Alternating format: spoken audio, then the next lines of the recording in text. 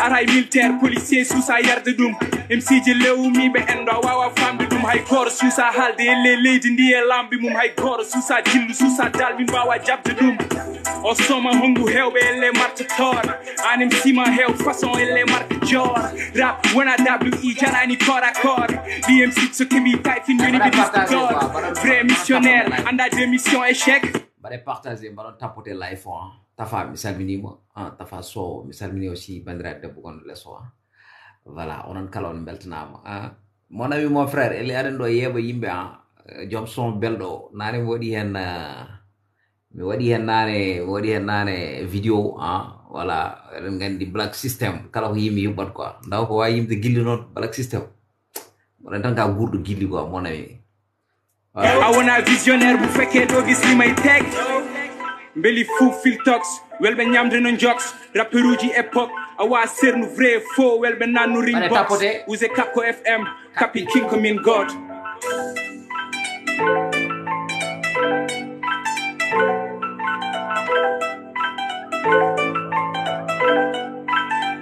yeah we play me sinka aram start from the bottom me wanna time a horam high MC ma mama waram vive so min bendori ko dow dule de boy ben doga to min dewa ga min doga gite de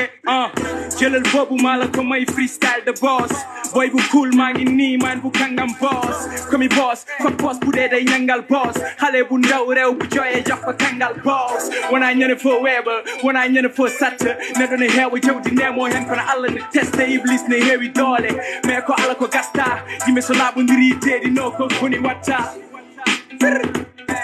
yeah rendo gayi baki no ki kam legal homie min mi fijeta MC ji no diram to me no no ball foyli wonti boss awa famde mi fuck the all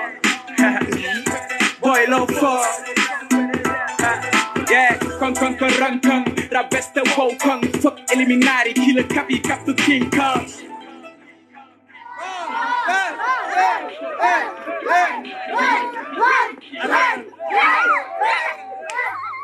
voilà assalamu alaikum bandiraɓe musidɓe tedduɓe heeɗiɓe rendaɓe gurdam assalamu alaikum bandiraɓe yeɓiyonkoɓe live diji du mi salmini on mi juurima on mi ñaguini on guena moƴƴere mi salmini onone ko takki one ko taari on kala mi salmini kala ko calmin noon mbiɗa namɗo beele ko jaam jogui on jagui on minen ga ko jaam alhamdulillah rabbil alamin yo Allah ɓoynone jaam guena waɗanen jaam o fullanen jaam e jumaji jamaji ne tawno kala ɗo jaam ala juma e jama kala juuraki tigui jaam ɓuuri juma ɓuuri jama mo yeddumi andare corona ne tawno ne corona ari nde jumaji ɗi e jamaji e frontiére uji ɗi kala gudda ne hadirtini anna voilà en garti kadi aussi wadde live divertissement yidde yewtidde bandiraɓe ɓe gon wole e gol wole ne tawno ko noon windirede sifori hande noon gadduɗen koye fannu nalankoɓe fulɓe voilà yewtere nde hande toɗɗi ko nalankoɓe fulɓe nalankagal e nder rendo fulɓe nalankagal e nder rendo fulɓe merci beaucoup mon frère oy kam damala fan man mala gëna bëgg be mburi yiddama wa parce que sababune goto jiddo yo tagi darade dadade sirginade ngam temedere anjo ande tawno yidede webade nalan kagal e der rendo fulbe garden yewtide namdal ngal woni hollum holko wadi nalan kobe men jogi kulhuli e der leñol ngol ko hala hay hewi don nalan kobe men ene kula wadde concert e der leñol ngol eden gandi ɗum nalankoɓe men ene cusa ene kula yaltinde album e nder leñol ngol nalankoɓe men ene kula wadde hay tournéji e nder leñol ngol holko saabi ɗum beele ko kamɓe goni ɓe jaltinani ko ganduɗa hoorema ene wela rendo ngo wawa wadde ɗum consommé wasa jiggoyade jimi janane ɗe walla ala sino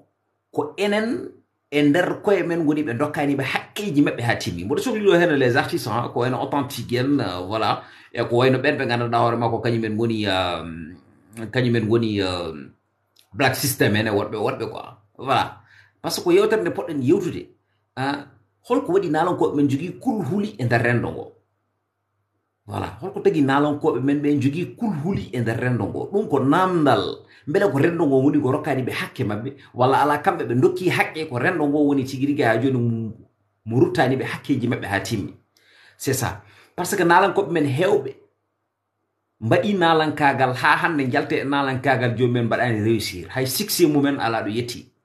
pourquoi te so tawi ƴewama taw ko jomumen ne jogui talent foddeji ɗi jomumen poti wadde fof mbaɗi ɗum ha timmi kono noon bon probléme o ko pour public o hokkaɓe retour ndeɗon fodde ko probléme holko tagui public men hande so tawi par exemple Wally Seck ummima ɗo yeehi toon to Nouakchott ko ɓiɓɓe fulɓe wiyoɓe mbimi e mbimami kañumen jahata jaɓɓoyo ɗum aéroport kañumen mawninta ɗum e sa fami ko kañumen dokkata ɗumen cacheji ɗi gandanɗa hoorema bon ngala hay nokku dans ce cas so tawi ha joni ngari mbaɗan ɗumen point de presse walla conférence de presse alors ko hay élage baba malem so tawi jeehi toon mbawa dañde ko way noon ko saabi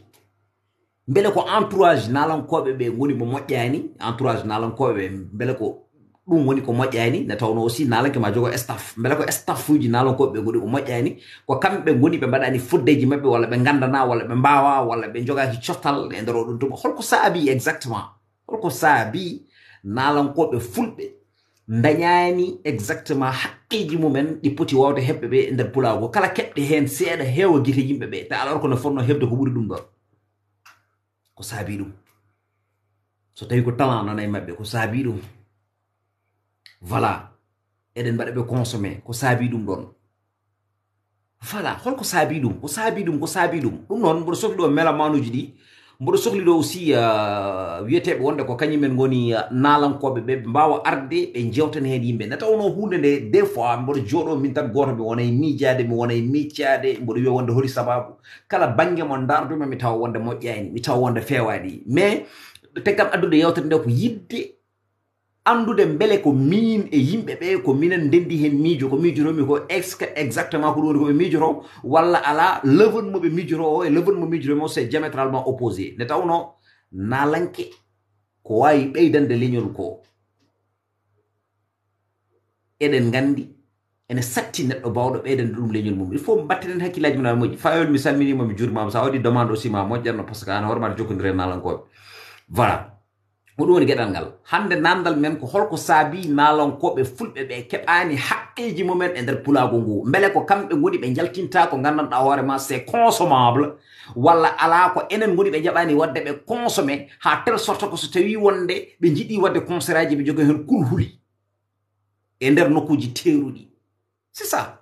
ɗum woni namdal ngal ko ɗum woni ko jiɗmi jewten c'est parce que so tawi aussi neɗɗo woni e nder TikTok ene waɗa live de plus de 40 walla 45 personnes sa walla 20 personnes ene ƴewma il faut aussi gaddana ɗumen ko gandanɗa hoorema ɗum ɗo so tawi on mbaɗi hen débattre mo on mbawa trouver solution so tawi en kaali noon caɗele ɗe holko fotata wonde solution o nde tawno aussi haala fof ko ma tongue c'est quelque chose qui est très important voilà ɗum noon ko ɗum woni yewtere nde ko ɗum woni kadi aussi ko jiɗɗen yewtide bandiraɓe ɓe kamɓe kala mbawata hen kala gonɗo ɗo hen peut être ne jogui nalanke mais an riko mi ƴettarama par ce que min a waɗi yam demande mi waɗema accepté ha joni a waɗani accepté demande am pourquoi pour quelle raison voilà an a waɗi kam demande mi waɗi accepté a wi wonde mi waɗa demande mi wattema demande am ha joni woni ko en cours mais pourquoi watta accepté toi aussi riko qu'est-ce qui se passe wat accepté demande mo mamami o ken sehilaɓe en mbayrodiri en mbayri yewtide dans ce cas wat accepté demande mo noon kay cehilagal yarata fodde duuɓe kiitale eɗen gandiri ma on presque 10 ans Allah waɗi hande a natti wonde Nouakchott min mi natti wonde Nouakchott mi ari ga e Dakar an aɗani banggueji goɗɗi e nder oɗon tuma so tawi wonde a waɗi am demande pour mbawen yewtude mbawen wadde échanger wona tan e nder live voilà wat accepté dans ce cas e nder oɗon tuma mbawen yewtude irten bayraji seeɗa quoi voilà mais wona kala ɗo garmi tan mbaɗa demande ma comme ça jaaha mi yiɗa ɗum ɗon voilà c'est ça bon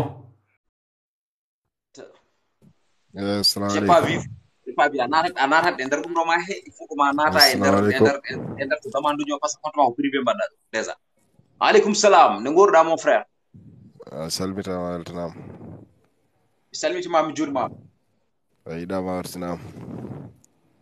min ɓuuri yiddema min ɓuuri hortindema e wonde machallah min keeɗima toɓɓere nde de bisimilla ma mboɗi ɗi gara hen mbaɗa e toɓɓere nde développé mbawen yewtude quoi nde tawno fulɓe ne kewi ɗewlal ɓeɗɗo ko yewti wallahi ɗo woodi min kam kala men tan hewani bisimilla kono ayi ko jiiɗa kala ko jiiɗa ne jogui jomumen quoi so woni joni hande tawama hande min mi finat tan mi ƴetta walla mi yaha studio hankkadi studio joni ko wontitami min ko kalis tan joni yaltinta son hunde ɓuranno moƴƴude ko woppe jannguɓe ɓe hay musique no wayi waade fof kañum hoɗum ko jangde namdi ko so woni min mi ƴetta ɗo 3 millions tan mi yaha mi yaltinoya ko jiɗmi yaltinde ko e joom studio ji kañumen koyemen ko kalis tan dartata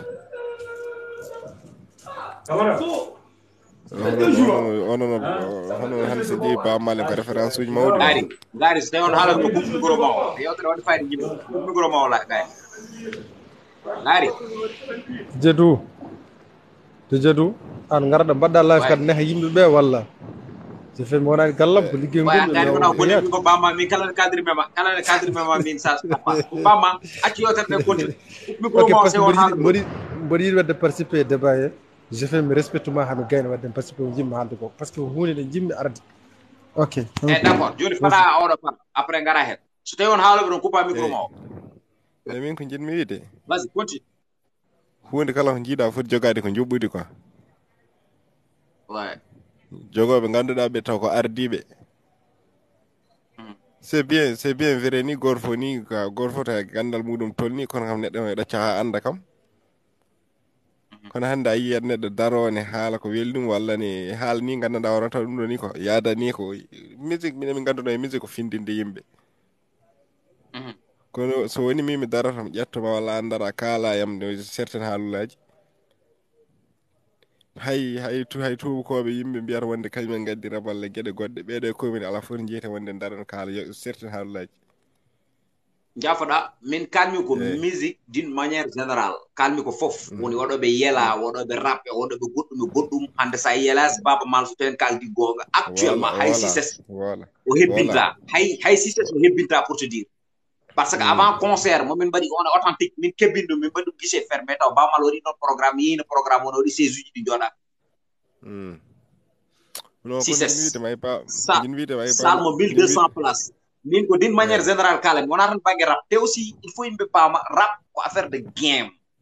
rap addi ɗum ko duko rap so tawi addi ɗum ko duko alay sago duko wona hen ɗum wawata rokkude ɓe koppareji ko ɗum tagata ɓe siftorede kono soɓe jooɗi ɓe dugdani tan hay hunde ala ko gasata mais min jiɗmi ko kaalen exactement holko woni solution ngaji ɗi poteten wawde wadde ha mbawen humtude hujjaji ɗen ɓe gandanɗa kañum woni nalankoɓe ɓe ɗum ko caɗele par ce que hayso woni fof wawa ni won wawɓe hen kono wawɓe hen ɓe hande ɓe mbaɗani hen réussir par ce que hayso tawi joni ummima ɗo hen yaha gueji way ko kar rafi ƴettata ko ɗum no woni men jom wawadde hay pastor simtimani ɗum jini wiide jom wawadde réussir parce que jo sawata ɓe waɗanta ɓe ganda ko waɗata koko woni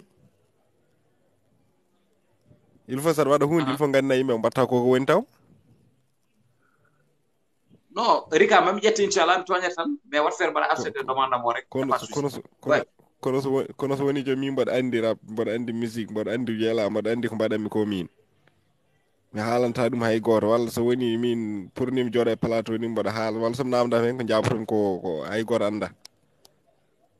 aɗa ɗum no yimɓe mbawa wiide jagganma hen junggo kadi toujours kala jiɗa wiide wonde caɗele koye nalankoɓe woni to haɗale hena kuɓuɗen heewde ke nalankoɓe woni noon dijedu bon fawɗon peɗoy ɗuma gaddane gaari bisimilla min jiɗmi ko deftana hame toɓɓere ma nde ɓeyɗo laɓɓitinede ɗumen mi andata paranmi hen gaari toɓɓere nde woni ko ni hen ni woni ɗo nde sifto toɓɓere nde hande jooɗi ko nalankoɓe ɓe jogui nalankoɓe men hewɓe tuusa wadde concert aji tuusa yaltinde album c'est parce que rendo men ngo watta ɗum consommé so tawi ɓe noddi concert aji rendo ngo arata so tawi ɓe jaltini album ngaji rendo ngo arata ko envoyé pour ɗum ko jiyata te kadi rendoji men ɗi ko kañumen kebbitto concert aji goɗɗi holko saabi ɗum beele koɓe mbaɗata ko woni ko welani walla ala ko yawde ko umme mum ene yahane sembinoya ko gandanɗa hoorema tigui rigui ummaki mum haɗema soytude soyde janede soyti soyde ma ɗo d' abord walla ala ko nalankoɓe woni ɓe ngala structure woni wonɓe caggal mumen jaggue ɗe gandanɗa hoorema ne mbawa rende ɗumen exactement ko woni carriére mumen dans ce cas ko daɓi kewɗe ɗo neɗɗo wela fof no wawi nayorede quoi dijedu ouais haalanma musique meɗen enen musique meɗen toujours koto fiyatno tan foti ko fiyatno guila rapperuji guila nalankoɓe woɓɓe ala hen fof joguiɗo to moƴƴi ko woni holɗum pour min aɓe mankira jangde pour min temdere musicien anda musique mo jogori wadde ƴetta lawol ngol ɗo taw no fawi hen laabi 3 walla laabi 4 ayi mi haalanma tan enen goo mi are toɓɓere rapport uji ham para enen rapport men cuusa classe kalisaɗen fof tikkana goɗɗo on ma et puis rap nayi ɗumen ko classe rap nayi ɗumen ko goonga kono hande ndaara tan Mauritanie rappulaar ndaara Mauritanie mi addatamo Sénégal o ndaara Mauritanie hande hor rappeur tan biyete toon ko toɓe ganduɗa joguiɗo ganduɗa hay tan oto jaro 8 millions kal ɓoynoɗe gueme so ɓooyi oppat ko tagui koɓe jimata ko wona ɓe jimani ko weeli mais on probléme koɓe cuusa kalas hande sa ƴeewi exact joni Capiking ko sukaɓe mais rap ala cukalel mais dar ko waɗata koko rap mais tawde ndew fuggodireɗo advice mais évité to faya hetto enen sukaɓe men janggata école musique enen sukaɓe pindi Capiking kala mi waɗa confirmé tan ko kalla ko mo jogui flow omo wawi rap mais holko haɗimo yettade ɗo foti yettade ɗo hettomo seeɗa hettoɗen seeɗa Capiking somin jaltiɓe natta majjani jeyɓerim rapinne hewde feyi kelle kuuɗiji kiin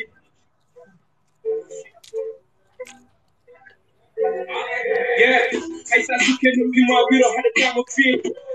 chat bon sang mi maɗɗerne relatif that chip min no million mi deeƴa mi suuro e fombiɗimoɗo bi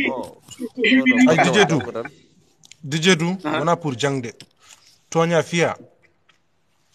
manda soɗo gandimo onon ko neɗɗo ɓurnoɗo wawde rap ayi mi haalanma DJ Du hande en génération Capiking en so wonti eɗen kala haala rap kamɓe guila ɓe jaggi ɓe goppani ko dande rap ndara par ce que ñande mi yeeɓi vidéo ma goto haɗa haale Gouba aɗande Gouba son ƴeewi rap mo waɗanno afa o e joni natti hande kamɓe foof sa ƴeewi hande temdere rappeur meɗen yimanta hande ko rewɓe e TikTok ok jomum yiide son waɗe challenge e nder TikTok quoi challenge hande ko challenge ɓolam jimata min hay soko seeɗa mi naate musique mbiɗa andi musique ne muusi mais comment fait an ƴetta musique binda bindol ma ƴetta lawol ma ha ɓo pour jiya kaari ne yima wonde concert uji mum ne keewi dag yimɓe pour ko yimata ko an goppa ko ndewata ko paya hen hande temdere rappeur mi anda raɓe mbalak hande kam fof gonti mbalak himmanuji hande hay goto suusa haalde hande holko wuure leydi hay goto suusa haalde dalla game kala garɗo ƴettata ko instrumental mélodie tarab bit tarab ɓolo hande yimata hande ko biduji ɓoli ɓe pawato in rappeur uji meɗen jaɓani liggade rappeur uji meɗen janggani rappeur uji meɗen natani école musique ko école ndara hande exact ndara hande ngaka blenden hande diɓɓen ɓe ar brigue en ko tagui hande ɓe janata et puis jolfuɓe ɓurani meɗen wawde yimde mais holko tagui ƴettuɗa tan yewtere nde fof mbaɗɗa ɗum e côté rap quoi ça veut dire ka rapport gonnoɗa ɗum tagma haalde haala rap walla 6 heures rap ɓuurawde parce que min sa yimi addi toɓɓere ramde rammene o ɓuuri lajje rammen ɓuuri yarude caggal hande hay concert rap yela o ɓuuri bonde mon frère yela o hande sa wi bamal holno plorta hen mais min bamal par rapport min bamal enen gandi bamal darde dari ɗum bamal ko leñol ngol woni yoɓani ɗumen par ce que bamal janggi findini andini non bamal kede seeɗa bamal ko leñol ngol woni yoɓani wona bamal tan par ce que sa wi bamal gadda guindiyankoɓe meɗen bamal hande ko ganduɗa ko daaro e way ok bamal ko kañum rewata leñol ngol haqqe kañum rewata yimɓeɓe haqqe kono kanko waɗi ko fonno wadde darrab min addade affaire bamal min gaddum ko affaire rammen ne laaƴi ko tagi rammen laaƴi rammen hande hay rappeur goto hande signata contrat caggal leydi ndara dib ko hande ari ɗo to wela fof kamɓe rappeur jolfuɓe mawɓe hande to beela fof ɓe jahata ko tagi ɗumen ko liggey mabɓe hokkiɓe ko ligge hande rap Mauritanie hande holto woni monde ala hande hay nokku yahani sona e nder YouTube d'accord ngari fawɗo firma ngari aɗaɗa hunde ko ala frein quoi hay goto wawa dattindemo fawɗo firma ngari c'est bon qu'est-ce qui se passe maintenant fawɗo firma rek boy jam woda quoi voilà bandiraɓe on calminama guisema on ko bandira a salminama waaw en mbaɗon jurima jomone won alhamdulillah machallah ɓillu moon calmine bandiraɓe calmino on garoɗe yewde ɓillu moon calmine bandiraɓe amin olo wonmo mbaɗɗo retourde bandiraɓe foof olo wonmo retourde ko min kala walla sonana coupe micro ji moɗɗi yo coupe oɗo gonɗo hakkude yokkuromo ko yaw alam coupe micro ay coupe allo wi haal tam DJ du ay ko ga wala d'accord kum continue gonɗo hakkundo ay coupe micro yo haal ay ko ga wala ko ton moƴƴi no gise haal aɗa ni min nanma on aroma eyi moƴƴi ok eyi ko kallon ko gonga min kam mbiyeten ni enen kam ko nalankoɓe men fof ga aɓe jogui probléme quoi par ce que mi anda woni ko jangde nde woddani mi anda woni koɓe ngala ménageur uji moƴƴi ɗum fof ne joue hen eyi staff no waɗi solo e nalanke jogoɗa staff moƴƴo wona an kala to jiiɗɗa fof jaaha kamɓe ene jogui ko moƴƴe ma o ɗum ɓe ko paworoɗa mais enen hannde yeɗɗo nalanke mais taw staff fof eyyi taw kanko halfi ɗum côté manager côté directeur artistique sa famille voilà côté organisation et ainsi de suite on staff rek quoi voilà sa daari joni staff o woni fof sa rendini fof woni staff o ouais par exemple ko taw kanko joni ko andi kamɓe ponno wiidemo fawɗo koyngal ma haw wawa yaade mais ko kanko dirisaɓe ɗum noon ko probléme meɗen nalanke o kañum dirisa enen nalankoɓe men kañumen dirisa très bien lay goto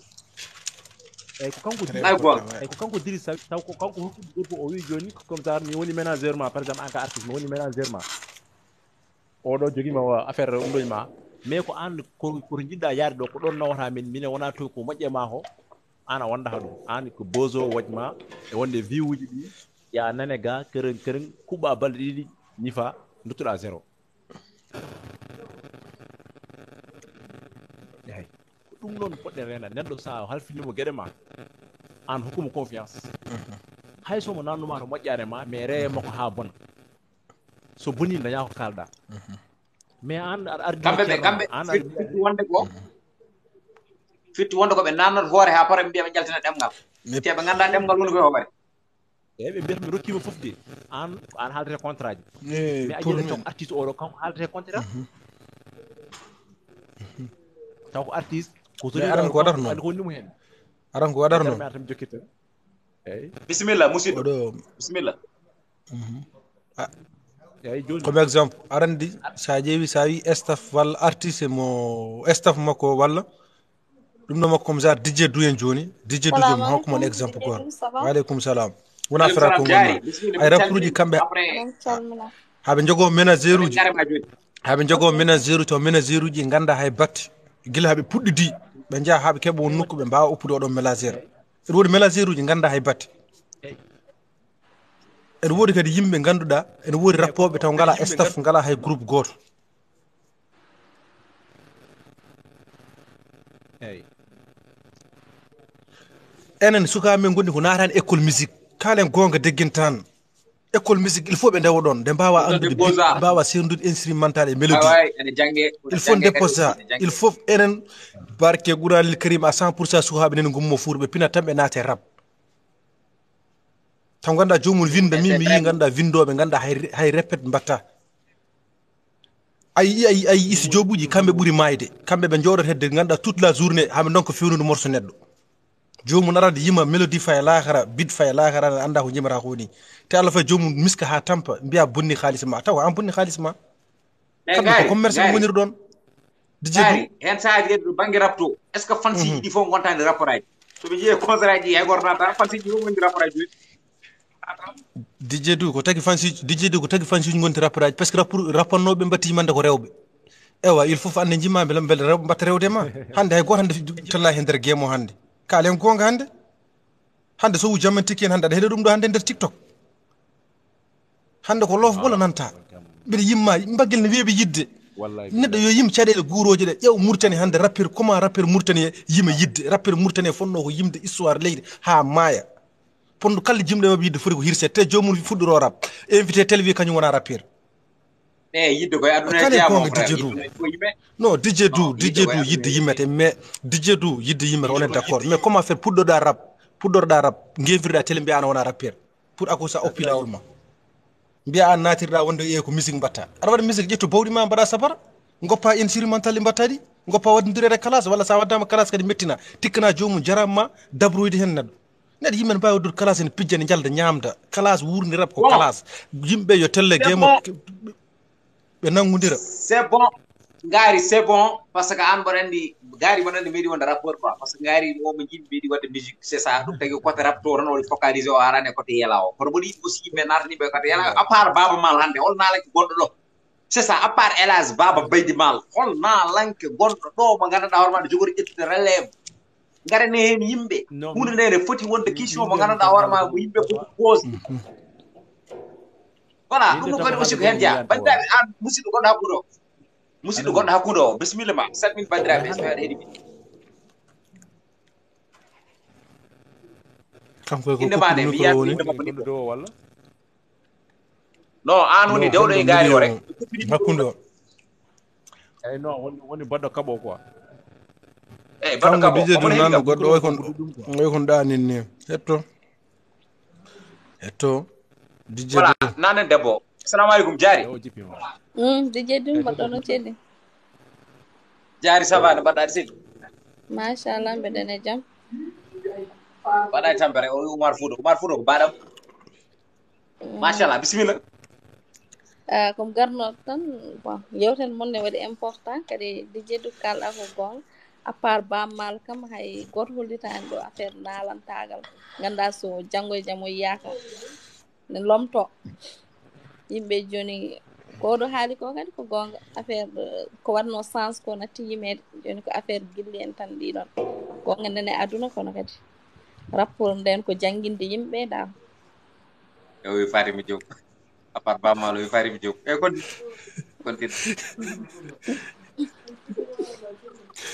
continue ba rappude kam nden ko jangguinde yimɓe tan ko haala tan woni ɗon mais joni rappeur uji hay goto anda ko yima fayida ko ɗum tan jogi noon ko kalmi hen est ce que jaari onon on ɓeydi wadde ɗumen onon comment faire so yalti mbaɗon ɗum challenge neldon rappeur alay sago jomum ɓeydat fiidude ferɗo ko onon rewɓe ponno kadi side rappeur uji soɓe mbaɗi ko fewani mbiyon welani mbason wadde challenge no waɗi kam rewɓe hen rap so woni roi hamsa acci rap so woni roi hamsa acci rap ya wonde e rap roi hamsa ko tadi yimɓe roi hamsa ko jogi ko fori roi ko fontade yimɓe en fait voilà roi ko yummum tan yimata jaari merci ok merci jaari merci ok gisamabo gisamabo mi wawa konngol ma cakkirigol e yewtere nde woda wonɓe ɓe ƴettuɓe quoi ngaari an noon ɓoyata jaaha par ce que sohluma min gay 2 minutes tan nimi ɓamtel ligguey quoi par ce que gomɗo kom jaa ligguey ƴettu pause d' accord bestelay ko keddara mo wuƴƴi tan bestelay ko nalanke bestelay ko nalanke kettoɗen mo seeɗa à part ça so haali ha bari abou an après bayɗo 2 mois tan mi wayno e DJ ok eyyo gisamama wadde 2 mois mbaynoɗa garaw bisimilla gisamama e banggue yalaga min kam à part bamal kam hay so bamal yiyaka janggo ko woni ɗo ko mi sikkani soma wawa joktade enen banggue leñol men ɗo kadi hélas bamal mine banggue hen pour wadde carrière ganduɗa école musique ke hande bamal no grand o wimi ko leñol ngol rewata mo ñamade kono kanko rewani leñol ngol ñamade ala kanko rewata leñol ngol ñamade kanko rewata mo ñamade merci kanko rewata leñol ngol ñamade non kanko rewata leñol ngol ñamade aviam kalami an sa pari ko leñol ngol rewata mo ñamade leñol ngol rewata mo ñamade leñol ngol rewata mo ñamade wi ko kanko woni dande leñol musique o yañan ko yi ho wetti ɗo ko leñol ngol rokki muɗum est ce que yimmoɓe won dewɗe e makko yimmoɓe won garɗo e makko mais hayso ala garɗo e makko ɗum kam en gason taw arɓe acco haala ko haala ko c'est très important continue aɗa faami en gason tawon arɓe en gason taw arani kono min yiyanno ɓuranno kam ko waɗa école musique o waɗa hen fof makko nden noon o daña ko haali so leñol ngol jaɓani janggol toon musique janggo jaam kala ko wawi hebdeɓe ɓe école musique e nder sénégal ko école goto wala droit waɗa ɗum école musique e nder sénégal no woodi hen ene woodi ɗo henna justure en fof ko hen ndewi no waɗa walluma rek hande won yiɗɓe yaade Dakar janggoya musique tan wala tan jaati gueɓe te est école ƴettuma en charge mais Fouta Kumbaru men wonde école musique haydara bonnata hayso privé yo won privé yo won hayso école privé école musique wa wonde privé non datam walluma par exemple kala ko jiiɗa ene waɗi deuxième maison des beaux arts e nder Sénégal ko goto eyi hono ni ko boutique goɗɗo waɗani carrière rek hande kala jiɗɗo janngude so tawi ko musique walla so tawi ko théâtre walla so tawi ko goɗɗum ɗon janngoyde darmi ay kala ko jiiɗa won yaaɓe ha mbaɗi retraite ene woodi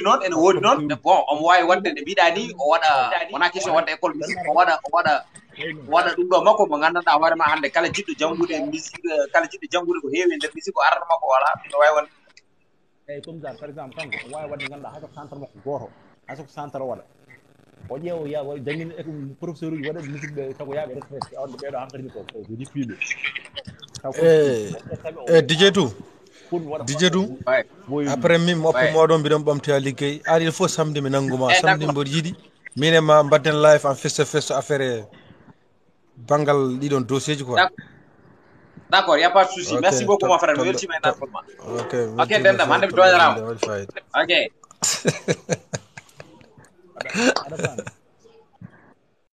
ok vas-y continue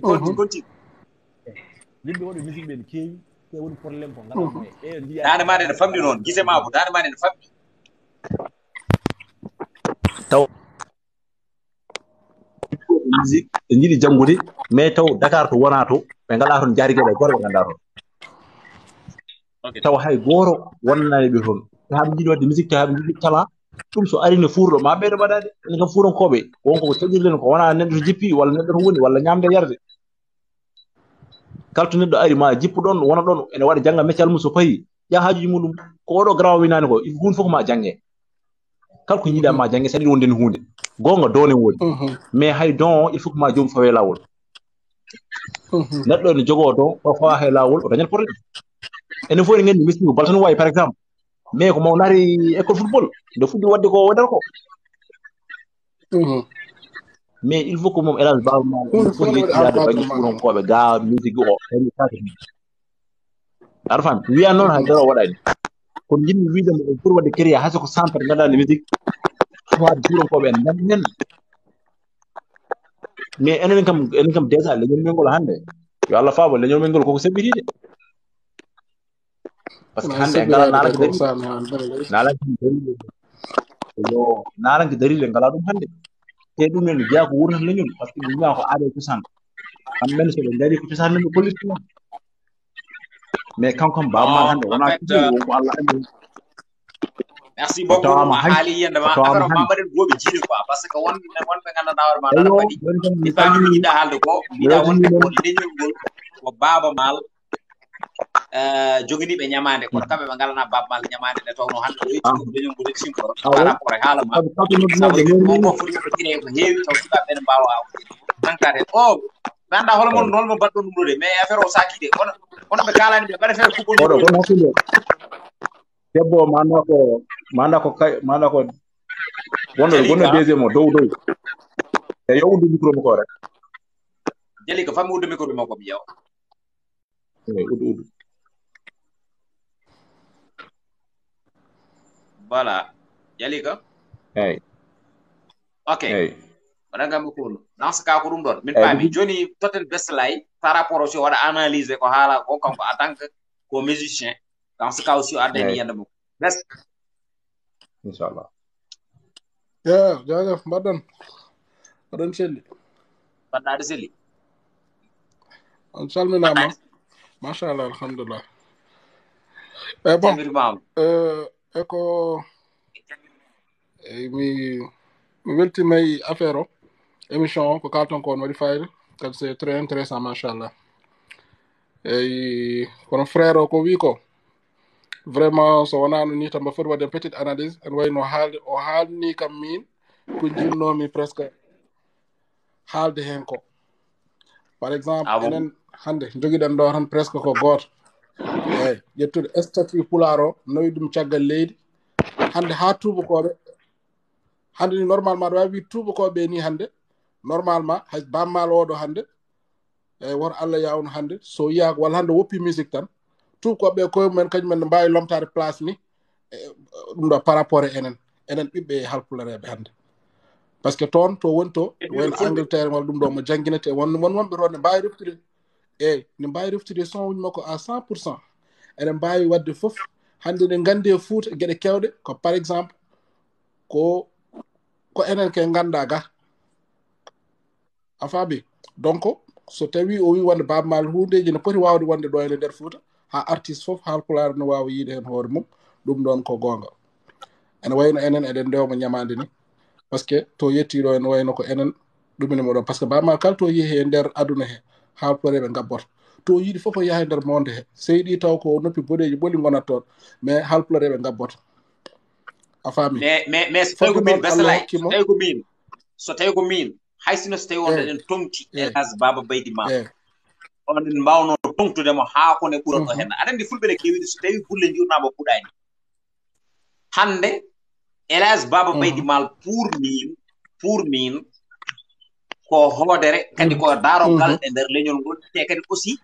aɗa wawno tongtude neɗɗo to o yettiɗo aussi ko tonkonoɗo hawa to o yettiɗo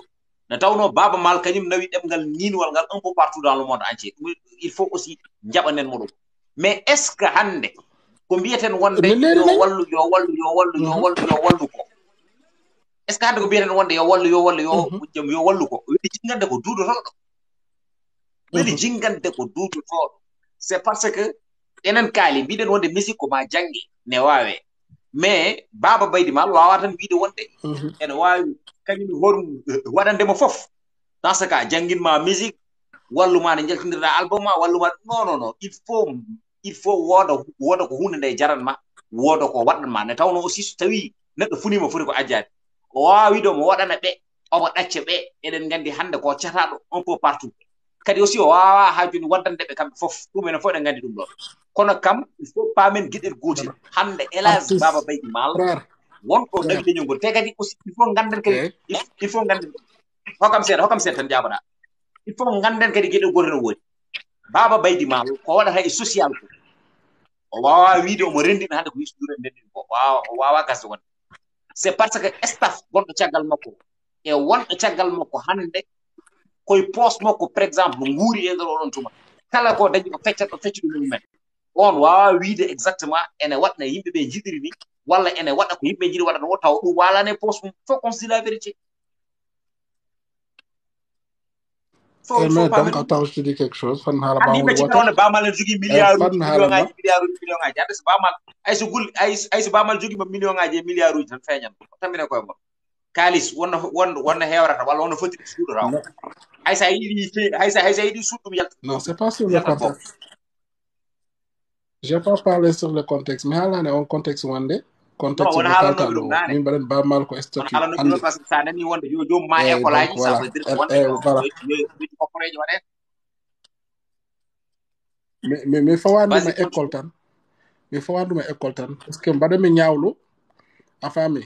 ɗumninmi tan mbaɗami critiqué tan ko banggue mo ganduɗa hande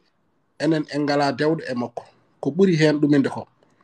hande en ngala dewɗo e Baaba Maal kadi ɗum ko pot makko jogorɗa musicien ji hewɓe nanɗo en par exemple non parce que hande en waɗi artiste ay wonɓe ɗo joguiɓe talent par exemple Baaba Maal Djiby Sall en gonnuno koye makko n'est ce pas Djiby Sall ha joni yaade makko en pourtant kono hande awa mais n'est ce pas mi jaada ha joni kono en mbawa wiide so tawi hande o ɗumini ɗo Djiby Sall no wawi ƴettude relève par ce que kamɓe kala gonnoɗe makko ko wayno ndeyi Coumba Dia en woɓɓe foof ne ndewno e Baaba Maal mais après finalement après hande jomumen caami définitivement ngala de bon contrat ɓe ngala ɗum ɗo donc mi anda ko kamɓe woni ɓe ndewade Baaba Maal mi anda ko Baaba Maal wonmi waɗanimi encadré mais hande ngala ɗo artiste dariɗo mais boyɗumen kadi mais paɗe kewɗe damal suudu ma ko an fagga noon ɗum hoorema salamu aleykum jijjeɗo on calmina heɗo frère ay on ko ganduɗen min ɗum ɗo so woni domaine am fattan hande hay riyana ene famdude nder États-Unis enen de nene mbaɗi walla drogen sa yeehi hande drog ko artiste mawɗo hande konko Akon haydara ɓurdirani kono ñanden o wi Akon yo ar waɗi ko label mawɗo Akon yo ar signina hen est ce que a faami parce que neɗɗo hande hayso tawi ɗuminani somi créé ɗo hande label mawɗo par exemple waɗi goto ɗum ɗo to mi waɗi ɗum Fouta hande Fouta no foti artiste a pinat toon ɓe ganda ɓe mbawa arde Dakar pour ɓe mbaɗa no foti artiste aji wonoɓe ɗo ɓe ganda ɓe mbawa wadde ene wonde artiste aji mawɗi mawɗi a faami mais musique en jogui gonɗo hoore toujours tan musique ne jogui gonɗo hoore par exemple enen ɗo en jii machallah hoddiɓe men ɓe soɓe mbaɗi waɗi carton mbiya wonde haala mono dirigé tabi débat ça c'est quoi ça aɗa nade nder débat mbiyami heɗ ala omo haala tan mbimami tan ko ya heɗoma ko gayno ɓoyɗo ala non an fata dokkeɗa konngol haala ko ɓuri koye haaldude mande kala ko so tawi o haali ko ganduɗa sorry my brother vas-y continue basalay a faami donc jinmi wi tan musique hande label so tawi udditama hande mbaɗa andi bamal hande jogui label mawɗo mbaɗa andi bamal hande jogui label mawɗo mais pourquoi halploreɓe foof pourquoi ɓe dañi koyngal caggal par ce que min mi nantaɓe nder on ɗon label biyeteɗo ɗo bamal jogui ɗum ɗo e nder Dakar presque min en wayno mi nanat ɗum tan wonde bamal jogui ɗo label mawɗo mais mi yiyani hen artiste aji halploreɓe no fewi mi yiyani hen kala jaltu titre oɗon label ne yalta hen no fewi donc min pour min mi anda nak no fewi mi anda ko babamal jogui probléme mi anda nak ko yimɓe jogui probléme mais musique pular o ni ene leƴƴi trop ɓe ngala hay featuring mo eyi so tawi ko label gonɗo galle makko ɓe mi yeeromi yaade wona label mawɗo ko ɗum tagi jinmi namdadema jinmi andu joni holko woni probléme halporeɓe wasde yaade par rapport min mi ronki famde pourquoi wadde kamɓe ɓe donki mi ronki yoɓe jaa en fait par exemple voix mo Abou Djouba jogui o ƴew voix mo Abou Djouba jogui o hande fonno ko album aji fotani hande majjude nder guemo hande ponno ɗen ko dañde statut mo ganduɗa hande bamar so jouani janggo goɗɗo no joue taw ñande fof eɗen mbawi yaade grand théâtre to waji ɓe pijato enen taw eɗen mbawi yaha toon jogoɗen spécial artiste aji men ɗum ɗo mais min mi ronki andude mi famani wara mbaɗen toro fof hélas baba ɓaydi maal kallen ko d'une manière générale public o aussi ne jogui part de responsabilité public fulɓe o eɓe jawi nalankoɓe ɓe il faut aussi natone ɗeɗo dame natone ɗe buddi no foti woni prince an lay aɗen ɗo ka artiste no foti woni prince art mais lay heɗum haalama lay an ka artiste te aussi wona nalankoɓe wonɓe nder leñol ngol fof baba mal andite wawa gasde wonde wona ɓen fof kadi o aussi ƴejjamo wawi ha joni wallude ma wot dewɗo e lawol mum hay tuuɗi yetta ɗo taw yettaki baba mal a faami mais jimmi wiidemo wonde d'une manière générale seɗen kalduɗe hande public yewtande wona bammal tan hokkam seet tan yewtande wona bammal tan public fulɓe o hande noɓe mbayni ene tagui nalankoɓe hewɓe cuusa wadde concert aji cuusa yaltinde album il faut garen hen aussi voilà so ɗum ɓenni en calmini samba ba a salminama juurama bisimillama gara yewtere assalamu aleykum warahmatullah aleykum salam mon frère hoto mbaɗe amalgame ha ɓurta ayi affaire ko mbiyaton ɗo yo Fouta waɗe labelaji o waɗe école on jii Ziguinchor no waɗi école label walla goɗɗum walla banggue jolfudɓe ayi yimɓeɓe onon waɗoɓe produit onon yimoɓe ɓe fof mbaɗon produit ko yimɓeɓe mbawi wadde consommé to yimɓeɓe mbawi wadde consommé to mbaɗi ɗum ɗoji moon yimɓeɓe mbawa trouvude kowmumen tawoya mon to gonɗon ɗo affaire o wona wiide yo wono ala fof to jahata e village ha tawa toon école jangete musique walla goɗɗum ha woni mabɓe ni windoɓe ɗo hay ko janggal ameɓe puɗɗoto ɓe jaɓa jangude ko woni hen ko haɓe mbawa ɗum ɗo sono onon pindo fof on timmani hay on mbawa rendin hay yimɓe joyo mbien oɗon piito becce ko ɗum wari moon on mbawa yaade kadi ittone koye mon watten hoorema ɗum wari eyyi non min kalnam koye centre uji yimoɓe yoɓe ittu koye maɓɓe kadi e ñaagade kala centre ñagotoɗo yahata yoɓe ittu koye maɓɓe e ñaagade wiidene wiya seydi kaari a fuɗɗa kadi wiya seydi kaari ala fof ne jahata mbaɗe koye mon liggoɗa jeeya ɗum ɗo ma mbaɗa nanna ɗum e plateforme hande to jiɗɗa fof waɗat ma yeey ma tubakoɓe cooda ha keɓa hen kalis ɓimam goro ñande to ɓuuri mayde on naskaɗo hay goto anda ɗum e Sénégal aɗa go wi ñande to heɓat Allah mi yaalam wawi wonde fenade wawi wonde gonga wiyomo heɓa 15 millions e album maji makko waɗata mi andani wawi wonde fenade wawi wonde gonga ɓimam goro haala eyyi non Allah mi yaalam min anda exactement parce que min gandi emin ngandi ko heɓere rongo te hoy sinwaji jebara mo te ko somo non ko min no mbaɗi vérifier exemple information kan ɗum mbaɗa vérifier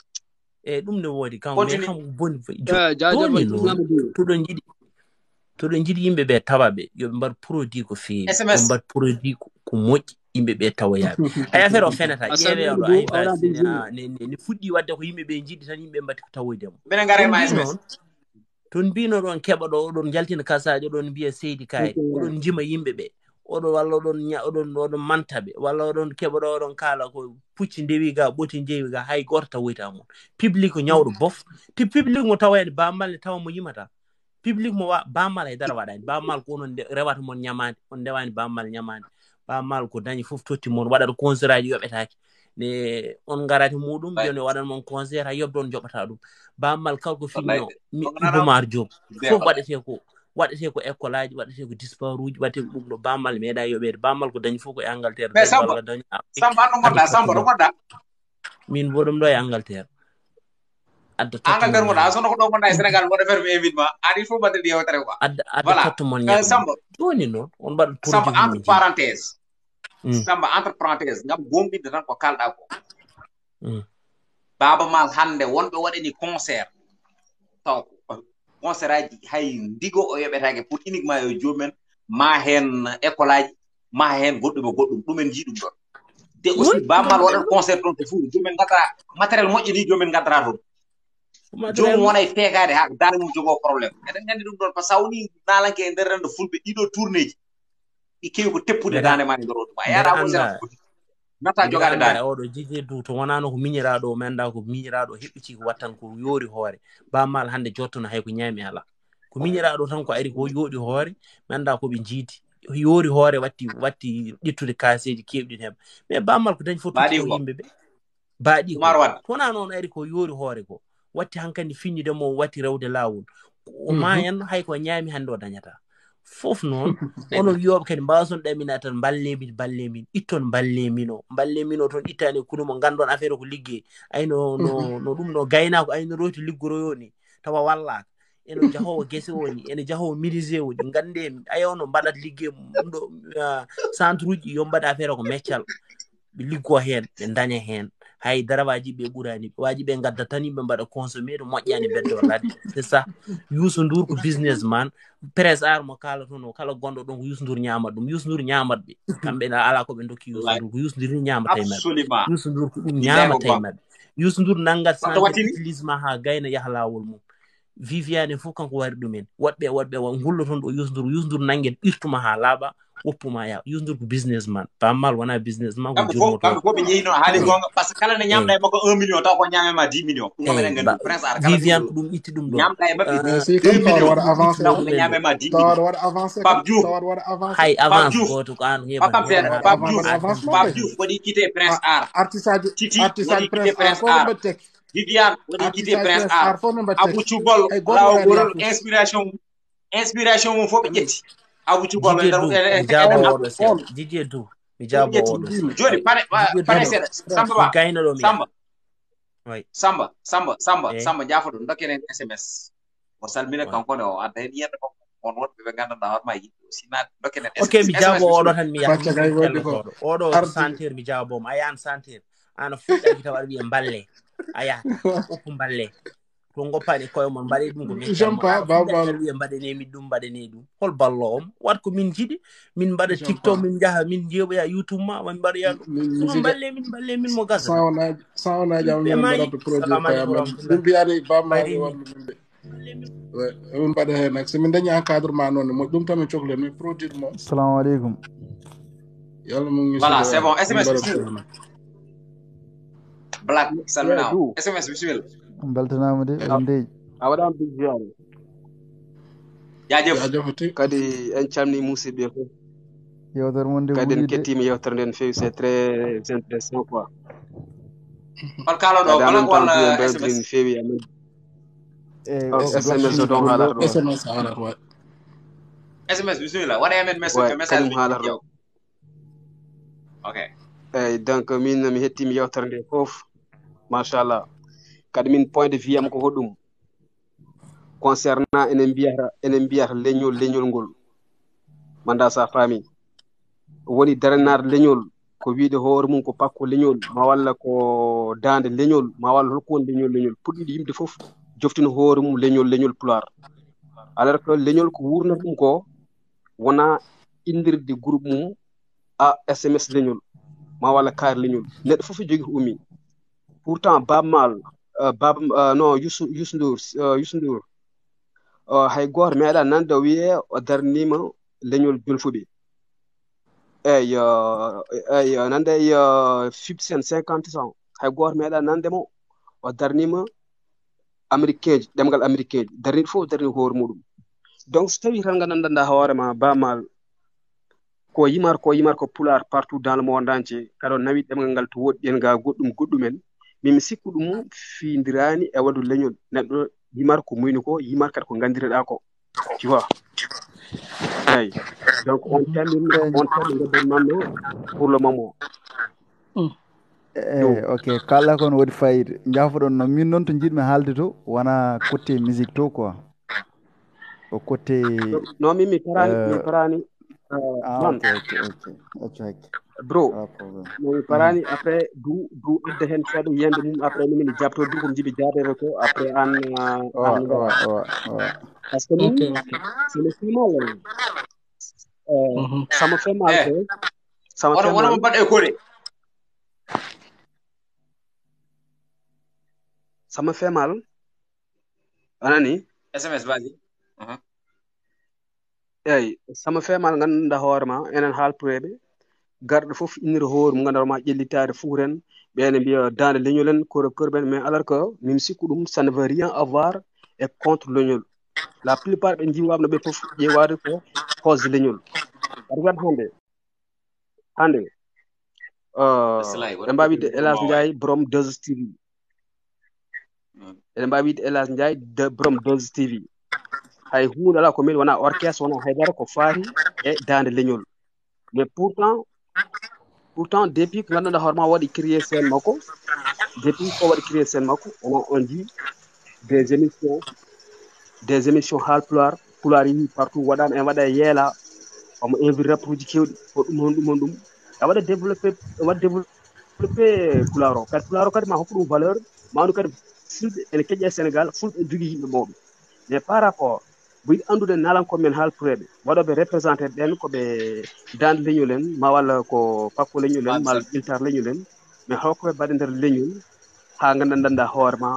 woni hunde mantanide deuxièmement c'est quoi musique bien vrai que école musique ene moƴƴi ha maayi marte tennani gaynoma haali o ko mais en woodi yimɓe ɓeɗo Allah hokkiɓe dow soɓe ndewani école musique yo soɓe ndewi école musique yo fof koko yahata tan fof koko yahata eyyi ko mbaɗata ko dewɗo école musique watta ɗum mais le probléme qui se pose enen e ballata artiste aji ɓeɗen mbawɗen wadde découragé artiste aji meɗen sa ƴeewi hande nder Fouta hande oɗo saaha a fuggat ha tampa lay waɗata coupa micro ma o lay mon frère micro ma o aɗa waɗi écho voilà vas-y continue eyyi hande oɗo nder Fouta hande o c'est très rare jiya neɗɗo pugga neɗɗo mbiya yaltinam l'album de DJ Dou ma walla album original DJ Kenzo ma walla Paco leñol yaltinantama album original enen en ballata rappeur kadi enen toujours en jiiɗa ko men jiɗɗen ko woɓɓe eyyi e si kadi ndewen e yimɓe men ɓe poɗɗen dundi ha kuɓɓe ɓe mbaɗen ɓe découragé min ɗum woni komi jiiye meɗen en baldirta nder koye meɗen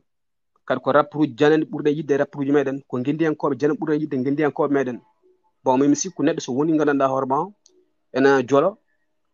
joola kadi en waɗa sensibilisé yimɓe adorto yidde ko mum ko ha para tu vois bon min des fois mboɗo yiya e nder dans les réseaux sociaux certaines chaînes YouTube ou bien Facebook mboɗo yiya DJ Dou émission ji ɗi waddata heccangre mbo yeɓɗo émission makko goto kanko e advisor hono bon min ɓen mbo wawi mbaɗanmi tan ko mbawmi tan wadde ko encouragé golle joɗɗe ɗe mbaɗata ɗe en même temps kadi yooɓe ɓeydo wadde sensibilisé yimɓe men wonɓe dow ɓe holno ɓe mbawi waldirde neɗɗo a wawa ittude kamɓe mballa ɗum des millions ou bien nini non kamɓe keedi koye wadde lancer les messages so mbaɗi lancer les messages ɓe ɓennina dow wonɓe dow waɗoɓe représenté leñol ngol holko leñol ngol foti sohlude ɓe mbaɗa taw globalement goto fof yaɗin hoore muɗum soit ko wadde créer quelque chose ou bien jogade initiative min o en tout cas mbo jogui ɗo somme temps pour yimɓe mbaɗa télé fulɓe yonora ne keewi inɗel honnoon pour mbawi wadde développé koye meɗen tu vois min ko ɗum woni komo gandumi mais min wiyata min sms leñol taw hay hunde la ko mbaɗami leñol tu vois taw hunde so leñol ngol janggo sohli kam tan ar fuggamin concert mi namɗon plus de 3 millions 4 millions 5 millions ɗum ko hoose tu vois donc DJ Kenzo DJ Dou bon sa jogui kala hen après jaboɗa kam kalami ɗo ko seeɗa sa faami d'accord min paami haalama no feewi no feewi par ce que d'une part aussi haalama tawtoy tan ko haaluji woɗɓe rewɓe ɗo hen ɓe ça veut dire ko wonde weɗi jingande ko duutotoɗo e tawno ko ma fodde rokketake tetra fodde sowona ganduɗo fodde waɗa fodde nde fotiri fodde ni a timma neɗɗo ko ma daro darde yidde wonde yimɓeɓe ganda oɗo ko jiɗɗo wonde ballamo tigui rigui ha joni no wawirta wonde kono noon so tawi wonda suwara o fuɗɗade a yiiɗi ha joni wallede walla a yiiɗi ɓarade tan so ɓoyi seeɗa montata ko feeña waɗi noon hewɓe nana itta inɗe mumen ene powa ɗum e dow leñol tawno so ƴeewama ƴewtidama hunde ala koɓe gollani e nder leñol ngol ɓe gonata koye wuttude kooɓe e nder leñol ngol pour yidde heɓde hunde kono hay hunde ala koɓe mbaɗi ne tawno kadi aussi ko ma leñol wuurne ne wawa wurnude koto banggue nalankagal ɗo banggue guendiyankagal kono so tawi leñol wuurani wawa wurnude ɓiɓe mum c'est très important e ko kalla ko wasata taw wonɓe ɗo hen jogui ɓe yiyande gara hen adirde hen enda black pour o arde tan komi kuppuɗo micro ji mabɓe kala poɗɗo haalde tan ɓe kuppitte micro black ça va effectivement black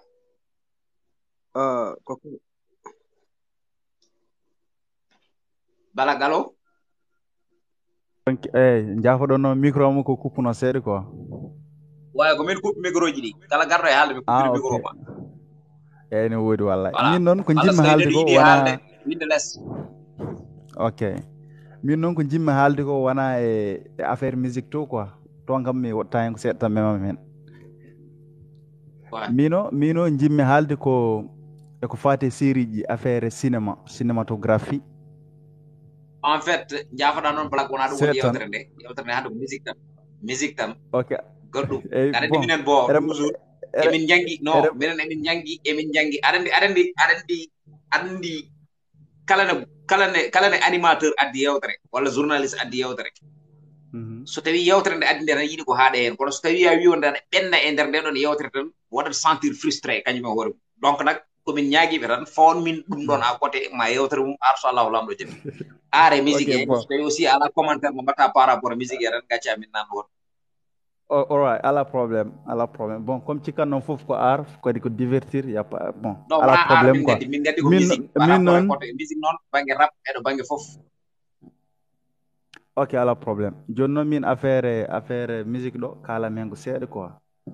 aɗa andi hon jaltuɗo hon gonnoɗo e joni wi wonde o Baba Mal bon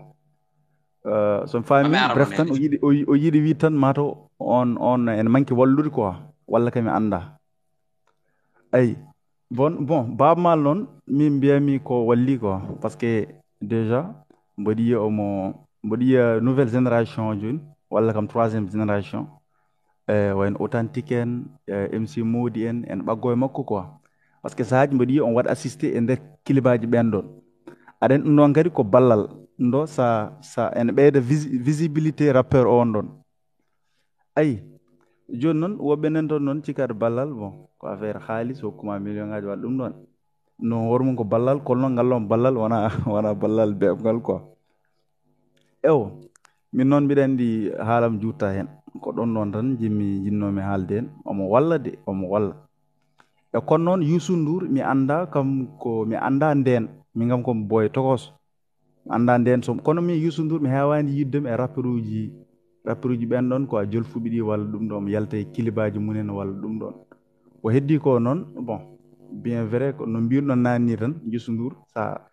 sa ñamema ko tan andu ko ñamema ko ɓuuri hewde par ce que telema ko nan ɗon TFM manda JFM bon omo jogui ko yimɓe omo yoɓato yimɓe salaire ha heewi voilà quoi manda tawi ko ɗum ɗon woni ballal makko e envers rappeur uji jolfuɓe ɓe walla kay mi anda kono kam Baaba Maal mboɗi min kam mi wiyata o wallani sabu ɗum mi nani ni sahaaji so waɗi concert e wuro so heɓi on ɗon kaalis o nanngata ɗum o watta e wuro he ayi fewnire hôpital uji walla kam école aji ayi hay ɗum ɗon fof ko ballal joni noon min noon affaire musique mi wona jiɗɗo rippude min noon jinnomi rippude koye série ji kono noon ala probléme quoi o jawta teydi kam mbiɗon ɗum merci noon ko beaucoup ɗum Black ɗo merci ala min jimaɓe probléme de recci kanam ka rapport quoi inde blague et suite quoi voilà non min ko Amadou mbiyetemi Amadou Ndiaye merci wallahi beltanama merci beaucoup min beltanimama no fewi bon en beltanima Black yidde artude kadi e yewtere nde pour arɓe joni ɓe mbawa famde exactement ko wona e dow majjum ko holɗum yewtere nde hande kalaten koko fewte banggue nalankagal e nder rendo fulɓe ɗum woni ko jiɗɗen yewtude hande banggue nalankagal e nder rendo fulɓe hande nalankoɓe men ngala cuusal walla nalankoɓe men ngala coftal wadde concert aji par rapport aussi e nder guure teeruɗe e ko nandi hen saabu ɗum mbiyata wonde ko public o notittako ɗum ko gueɗal nalankoɓe men ngala cuusal yaltinde album aji mbiyata wonde ko public o sodata ɗum ko gueɗal joni noon peut être won public o kadi won wiyoɓe wonde nalankoɓe ɓe ɓe bindata ko gandanɗa hoore ma de public o ne wawa wadde ɗum consommé walla ni génération o ene wawa yiide hen hoore mum quoi ɗum addanta jomumen yaade ene jiggoyo dans ce cas goto foof wiyata wonde ko goɗɗo o ene yeewi ko waɗata ko ɗum noon jinmi jewten ƴeewen trouve solution ƴeewen wadde telle sorte que ñale wasa wasde ɓirɗugal wasa wasde ne haalde fen yana ko ɗum woni yewtere men won mbiɗo wonde dijeeru aɗa heewi haala mimi ala probléme mboɗo heewi haala tan moƴƴi min so neɗɗo haddima ɗemgal kay aɗa andi so tawi deƴƴi tan mboɗo sikki hola walla hoya ɗum noon o jarama no fewi goto foof e yidde mum goto fof aussi e commentaire mum saabu ɗum leñol sene yaha yaara gotel yaha yaara gorodi kala ko aɗa sakket Sall mi salminima Sall Mabo a salmitama juuram a weltanama Deni jewtere waɗi fayida no fewi kadi no mbaɗirɗa organisation yimɓe ni ene yuɓɓi yimɓeɓe so naati kadi yo keɗodir goto foof faama ko goɗɗon haalata wasa wadde dille tan tawa goto hetta goɗɗon ɗum ɗon ala nafoore e artude tan e yewtere nde wonde nalankoɓe ko ɓuuri hen hewde koye bojji tan goni mi wallaka min ballaka mi wallaka min ballaka kono noon neɗɗo adamum wiide yo walle kañum yo daro kañum darde nde foti darade nde kadi janga tigi tigi ko waɗata ko jogono ɗum karallagal timmugal yiɗa ɗum nangira ɗum no foti nangirede ni ɗum ɗon kala nalanke ne foti wadde ɗum ha parata ɗum kadi nalankoɓe hewɓe hande yimoɓe pular kañumen ƴefti tan ko voix Baaba Maal tan nandini hen hay sinno a nani jomum ne yima cikkata tan ko Baaba Maal yimata ɗo ɗum ɗon kadi nalanke jiɗɗo yaade wona noon waɗata aɗa foti janngude e Baaba Maal holko jangata e makko expérience o yimata ko needi ndi ene no nawirta ha yimɓeɓe mbawi yiddemo ni mbaɗira noon mais an voix ma jogon ɗum hoore ma taw so yimɓe nani aɗa yima tan ene mbawi wiide o ko kaari yimata ɗo kono ƴefta voix ma mbatta ɗum voix Baaba Maal ha laaɓa cer min ɗum mi yadani hen nenɗo aɗa wawi yidde ɗum aɗa wawi ñemtinde ɗum kono jogo voix ma taw sa nanama aɗa yima ene ande ko an yimata ɗo sona ɗum tan a ubbat hoore ma kadi jomumen yo jim ko waɗi change wasa yimde tan neɗɗo goto inde mum yettode mum ka ɓi kaari ka ɓi tanum kaari taw ko yimɓe tan jimata ɗum hewɓe hen mbawa jogade e jimɗi maɗe mbawa wadde hen concentré par ce que jittaw hen koye mumen alay sago saɗa yima loowa lowde moƴƴiri e ko jimata ko taw kala keɗiɗo ene yiya hen hoore mum ne taw findinete nalanke wonata ko pindinowo wona jertinowo wona kadi beltinowo ko ɗum woni musique ɗum noon alay sago kadi nalankoɓe mbattoro ɗum kadi rendo ngo kañumenne so tawi ɓe jimi tan jiɗat ko mbaɗi ko tawi a yimmi hay goto soodani hay goto heeɗaki firtan on ko manki rewde hen lawol kadi nalanke yo so yaltini ko wayno cassette ni alay sago wawa ɓallade ko wayno DJ du en yetto e radio ji ɗi yetto e télé ji ɗi yetto e site uji yetto e dendagal mo ganduɗa ko jeeɓateɗo ko gandaɗo wawa yettodirde muɗum wasa yewta e goto yettina ko foti yettinde ko ha yimɓe tina kaari de on ko addi kaari on ko nanni e renno ngo yimɓe fof tina jiiɗa ɗum jaaha ƴewya no keɓiri mais sa woni nalanke a joñima banggue ma ɗum ɗon yahata Alioune Guissé o demande Alioune Guissé ko nalanke wat demande par ce que hande yewtere ça concerne vas-y continue nalanke alay sago ɓallo animateur uji no feewi kala ko jaltinɗa yetto radio ji jettoɗa télé ji jettoɗa kala animateur kollita an de addi ɗum ɗo a yaltini ɗum ɗo e ɗum ɗo jomumen mbawa fawde yimɓeɓe keɗoma ko nder hen yimɓe gandata kaari yaltini kaari ko yimi ko ne waɗi fayida min ko ɗum ɗon jinnomi ɓeydude hen kadi bandiraɓene so tawi nalankoɓe mbaɗi concert aji alay sago ɓe mbawa ɓettinnoɓe nanganɗuɓe ɓe naata mais ko haɗata nalanke kam natanede tan e concert aji yataw yimi ko yimɓe ne paami walla yimi ko yimɓe ne jaaɓi haɗa ma waɗa concert taw ko ma jaltina kaseraji yimɓe keɗo guittana ɗumen yewede beltina ɗumen janggo e jaam sa waɗi concert yimɓe goto fof wiya mboɗo yiiɗi yaade concert kaari eyyi banggue rapport uji ɗi kam dendi aɗama artude banggue rapport aji ɗi alay sago calminan nalanke gana woni Alioune Guissé Mabo gorko mo pete mo gandanɗa hoorema hande hay goto tan ɗum présenté e nder leñol ngol kañum yimi morceau sama rabbi yimi morceau aussi nene Alioune Guissé mo gandanɗa hoorema machallah so tawi yimi ne weeli so tawi muñi ne weeli par rapport à ça avant tout d'abord comme ara koɗen men gatto goto e morceau ji makko ɗi gandanɗa hoorema bon e ɗi wattini wadde par rapport à ça yimɓe mbawa andude holi gonɗo Alioune Guissé mais avant tout d'abord en kaɗo mo gandanɗa kañum woni Zoba salmina par ce que kañum ko naati koni boyi en calmini aussi biha ba en beltanimo no feewi no feewi jiɗɗen tan ko jagguirɗe affaire en ordre kala nde neɗɗo haali hay sinko 5 minutes rokko heddiɓe mbawa haalde par ce que goto fof wasata toon jogui yedde jenɗe jeerɗina jentude daña hen naji hen zo mi salminima Seydou Ba Alioune mami adama joni assalamu aleykum assalamu aleykum calminama DJ du a salmitama grand Ali salminama jurama salminima dede vraiment on beltinama no feewi on beltinama no feewi vraiment ko mbatton ko no waɗi fayida puis yewtere nde kadi waɗi fayida an kam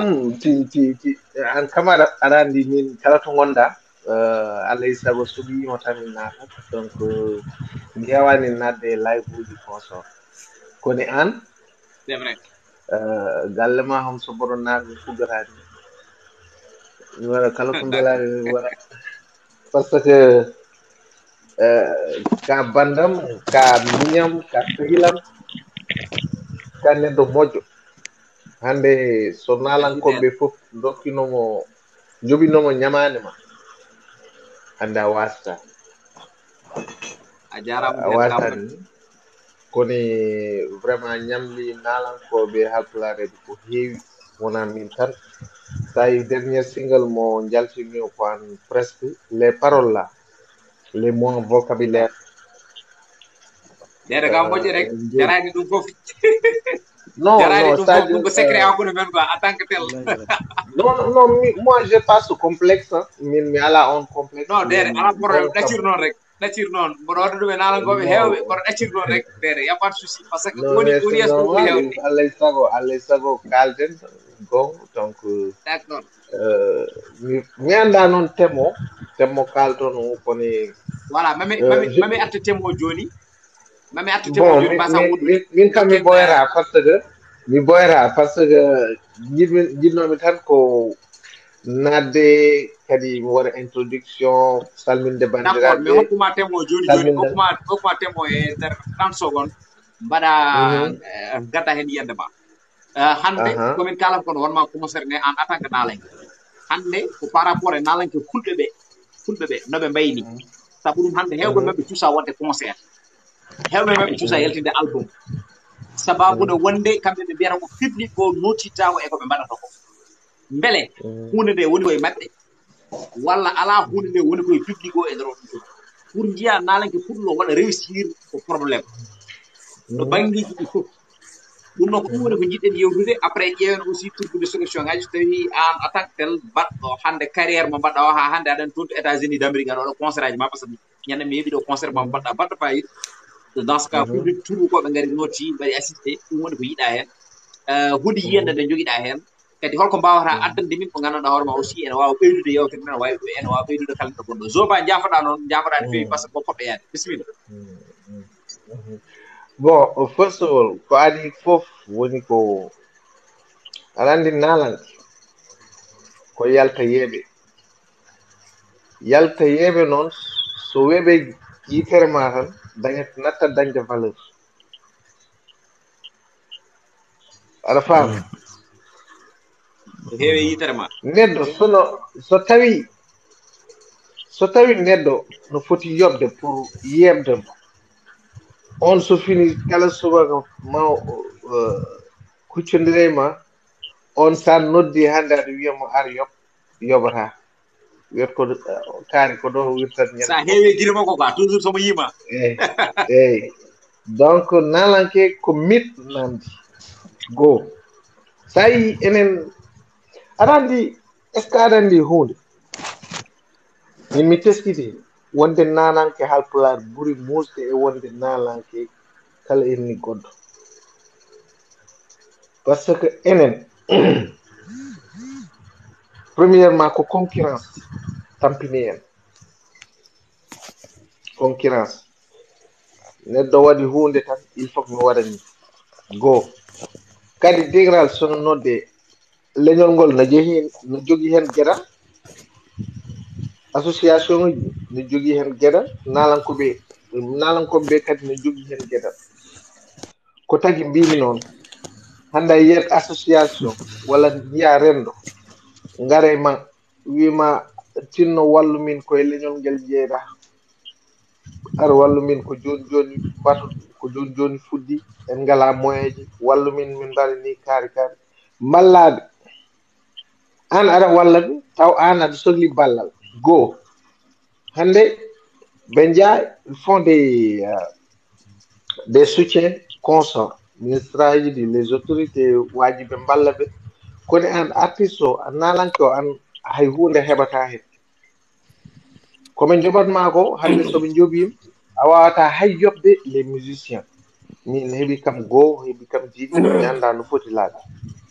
yeehi Fouta plusieurs fois somi arti Fouta ko banque jahanmi directement mi nanna kartam gam mi yaltina kalis mi yoɓa musicien ji ana aɗa andi ko kalanmi ko a faami goo ɓen noon hande so dañi hunde aɗa andi koɓe mbaɗata ɓe jaaha ɓe ƴetta nalanko jolfo ɓe jowmo million ngaji kono ɓe ngala bernde pour yoɓde nalanke halpular hay million goto pour ya Fouta ça c'est un problème nalanke halpular kadi an so hunde no waɗi an ka nalanke dac personnalité ma dignité ma joɗɗa galle ma sa noddaka woro yaa ko joguiɗa ko ɗum woni valeur ma so tawi an sa noddama jaaha sa noddaka jaaha mbiyat tan ko kaari jarani nodde ma wa ɓoy seeɗa a waɗa latte e jees yimɓe mais c'est ça le problème c'est ça le problème et puis nalanke halpular kadi ñande foof ndi fini waɗi tan koye hakkille mum il faut que mi walle ɗum ko probléme goɗɗo ya waɗoy bëccëg ya waɗa sirage Aliou est ce que wod goɗɗum ta heɓi kalis hannde Aliou grand est ce que solidarité ne wode nalankoɓe fulɓe est ce que solidarité poɗɗo wonde e nalankoɓe no wode e nalankoɓe fulɓe exactement par ce que eɓe aɗa anndi ene hulbini seeɗa min par exemple min wonko janngimi wonko janngumi heen ko heewi min gallam meeɗa dañde gardien gallam meeɗa dañde ɗum ɗo no wiyete kadi barage mi joɗonno galle yimɓe ne ngara kala ko dañmi min fecca min ndenda par ce que min ko ɗum ganndumi ko free a faami hannde naranke Haalpulaar foti jogaade fayde fulla e fayde hoore mum jeewa les moyens qu'il faut pour wodde par ce que jolfuɓe nana kolla min toujours des exemples a faami eɗen keewi des personnalités eɗen keewi des autorités kono a rewata neɗɗo tan an ka naalanke poɗɗa wonde ko star poɗɗa ko anndude hoore ma ganda an ka neɗɗo de valeur kono jaha e bureau ji aɗa fogga aɗa hokke rendez-vous ji hannde sa janngo ngara ɓe mbima finan taw walla ya ha mbawa janngo garta ñande fof jolay kalandoji ngara non sadi neɗɗo il faut daña personnalité hay saɗa maaya voilà personnalité mbaɗɗa incarné aɗa yiya par exemple nalankoɓe ɓe mbawa yimde kono noon personnalité maɓɓe rokkiɓe hannde e weyde avion ngaji personnalité maɓɓe mais bien sûr rokkiɓe hannde itteneɗe gueɗe teblodi grand théâtre ɓe kebbina voilà effectivement par ce que ko neɗɗo hokkata hoore mum fulla e fayida hokke fulla e fayida mara yani pawlis wiyat ko waxu dof kono e dow waxu dof mo haalato omo danno hen par ce que omo jogui personnalité omo tiiɗa ɗum quoi omo tiiɗa ko haalata ko kono nalanke Haalpulaar joni ok Haalpulaar a yaltinat cassette album wima hokkam cd aɗa waɗa soirée wima hokkam entrée anniversaire kadi o nodduma waɗnam vidéo joni holko nafatma to nafoore nde woni joni nalanke o par exemple hol joɓo courant makko hol joɓanomo luyas ko ballomo an noon an sa andi ɗum aɗa andi ko joguiɗa ko valeur a hokkat hoorema valeur ganda hoorema min premier album am komin waɗi ɗum produire hooram hay goto wallani deuxième album am Samasa ko Demba Dia fuddino production o omo waɗami conditionné on saha machallah grand moƴƴo yo Allah yurmo yaafo mo wi kam no il faut que joni affaire cassette joni marchani won feere min jaltina Samasa o consort mbimomi grand min ko cassette album min mbaɗi min kalduno ko ɗum jaltinta o wi kam no boy sade perturbé hambatmi toon dekon jaami oto mo joguinomi o jaami jeeymi oto jettumi kalis o garmi Demba Dia mbimi grand wi kam e mbimi no foti mbannoɗa e album o wi ya e studio mbe mbaɗama décoté jaami e studio mbe mbanni kam décoté on saaha album o parani taw parce que moi je prends les bons musiciens ji min sombo rawara enregistré musicien ji Youssou Ndour musicien ji Wali en consort ɓen ƴettanmi ha des professionnels ɓe ngara musique o leera an aɗa faami ko jiɗmi haalde ko le meilleur ingénieur jahan mi jettomo mi yoɓa ɓe kalis cash ɓe mbannami ne jaami ɓe mbanni kam décompte ngar mi guittumi 1,500,000 mbimi grand da kalis ma i kam boy c'est sérieux mbimi boy c'est sérieux min komi liggotoɗo mi wona pijo moi je dépends de personne sottumomi 1,500,000 makko jaami studio o windanni kam desat jaami studio j'ai pris mes propres musiciens les propres hay kabbugay windono Youssou Ndour o min jettimo jommomi kalis mbimomi ar jooɗo studio aɗa heeɗo tan ko jimanmi ko e jolf so tawi wonko manque hen kalnami par ce que lui toujours il accepte Youssou Ndour e hoore mum ko écran kalani ko wana finande tu vois on jodi ton min pewni album sama so ha yalti Prince Art noddi jetti album o yiɗi yaltinde kono ɓe mbi ɓe totti kam contrat darmi contrat o mbimi contrat o ça m'arrange pas ɓe mbi kam ijam kaari e kaari ɓe mbi kam kaari e kaari ko ɗum ɓe signili mbimi min mi signilta ɗum min mi watta produire mais est ce album que way attandide seeɗa par ce que aɗa ko tawaɗo wolde ɓocciti laaɓa janngu noon fulɓe keewi wiide quoi voilà won haaloɓe ko heewi wonko min jii exactement e Prince Art ko wayno hannde wonnoɓe heɓɓe fof jalti ko wayno Pape Diouf en jalti Prince Art ko wayno Titi en jaltino par exemple wayto o naati eywa ko wayno Abou Thioubol en ngari mbaɗi morceau goto jomumen mbimoɗo ko liggaaɓe e ko nanndi en mais hello noon mi haalama noon contrat ji gone Prince Art aɗa anndi Prince Art koɓe liggotoon c'est des professionnels tu vois aɗa anndi waaji ɓe keedot tan njaha kala koɓe mbaɗa proposé tan ɓe mbi e c'est bon par ce que eɓe tampi joni soɓe njehi haɓe kaari noon ɓe fuɗɗo kasi wonde kaas wona noon kala ko signata ko depuis le début mais Prince Art c'est des professionnels musique moɓe mbaɗaɗo e koɓe noɓe pewnirta artiste ni ala e Sénégal poddone maɓɓe ni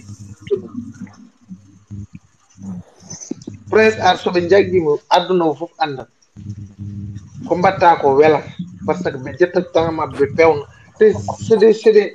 mais il faut voir les choses kono koɓe mbaɗatema consommé ko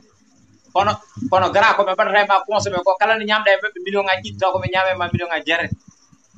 an remoɓe eɓe ndema kono ko société ɗi keɓat ko wona ɗum ɓe keɓat par ce que il prend le produit waɗe raffiné yeehi holko tagui voilà Prince Art ko professionnel holko tagui Prince Art wonma proposé caloɗa ko wonma proposé ko qu'est ce qui se passe ɗo noon non on saha holko arrangement on saha jamais on saha antunno on saha min mbaɗi mi umme Demba Dia tan a faami te kadi wonko woni less wonko woni hen mawɓe mbi kam noon o wara signé won yimɓe mo ngannduɗa je les respecte beaucoup ils m'ont conseillé de ne pas signer kono on saha so artino mi signino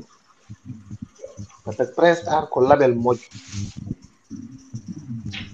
ngoni ko mawnam ko neɗɗo moƴƴo Ibou la même chose Ibou Ndour kamɓe fof koɓe moƴƴuɓe sérieusement koɓe liggotoɓe kadi te sa woni maɓɓe ñande fof a dañat activité kono à part Prince Art hol label mo jiiɗa e Sénégal ene liggo so wona peut être Mahou Subatel ala label Sénégal ala label ala Sénégal label mo nawda am label mo mbaɗɗa enregistré soma oɗo mais grand avant kada yaha avant kada yaha il faut no avant kada yaha il faut koyen soma oɗo bandiraɓe ketto taw ko en direct taw kadi aussi banna min hen playback dans ce cas son mo ganduɗa hoorema mo kalonɗa jonjoni on son yayi mo ganduɗa hoorema woni sorti mum ça fait presque 1 an parce que sorti makko que le 28 octobre wonno nden woni clip o yalti quoi 2021 voilà ko nden woni clip o yalti wa mboɗo siftora ñanen ko min nodduɗa mbiɗa wonde aɗa sohli naalankoɓe fulɓe non aɗa sohli animateur uji fulɓe ɓe mbawa ha joni wadde séance de écoute mbawa hettade son one haydis nena oɗon faveur fof an rokkiɓe ɗum vraiment haydis ɓe jiɗat en ce cas keɗoɗen ɗum clip o kadi bandiraɓe ɗo ko yottaɓe goni hen ɗum noon zo mbaɗaɗa faadi ha tampi kono zo hande jagguiɗen ɗo ko livre mowko quoi après man artema joni inchallah joni après grand Aliou kettoɗen grand Aliou joni son makko ko yimɓe yummo quoi yayi c'est parti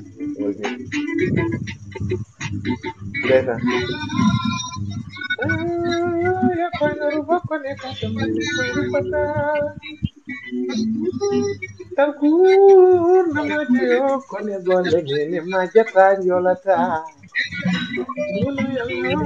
yarnya pumi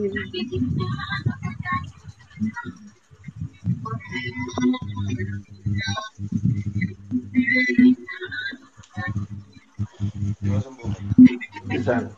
waaw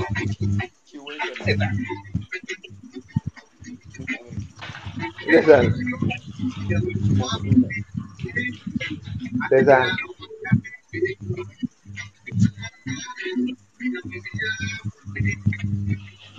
ndeysaan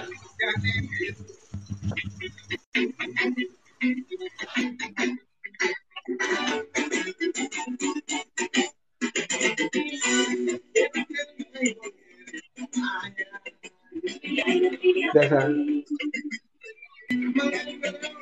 no way no say mama dukitio adari di everything cool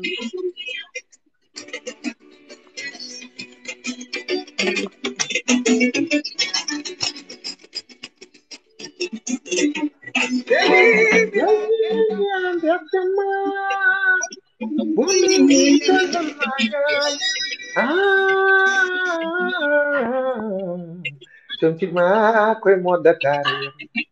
Desat.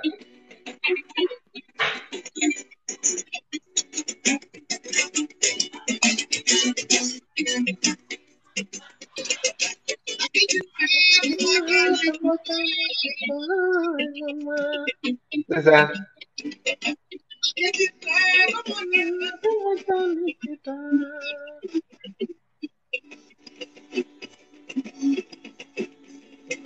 Karena aja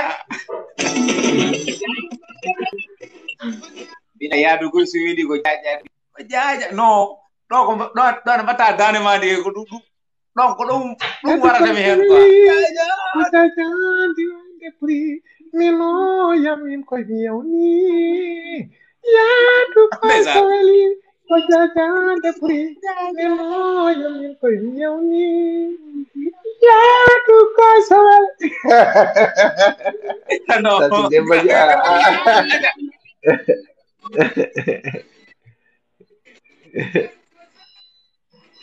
Betul. Oh, sorry.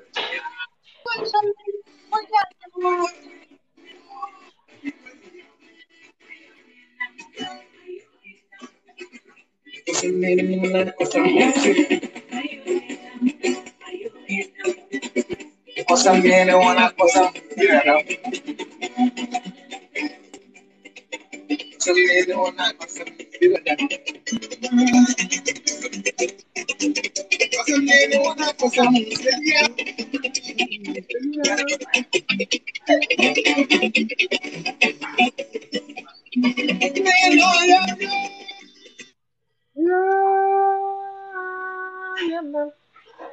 Sappo toi en beltima no feewi kadi oɗo son toujours mboɗo joɗo tan mi hettomo min tan goto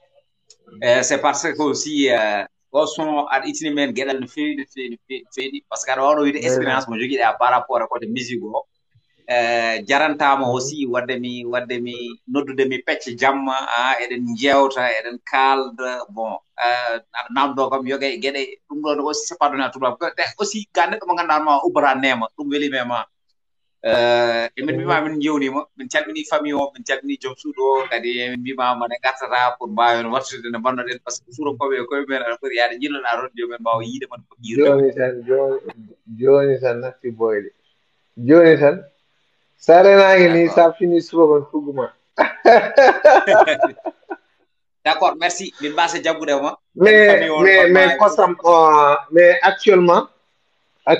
peut-être dans quelque temps dans 2 ou 3 semaines mamin alandi min gonno koye wadde album international joni fof Paris eno fonno yaltude ya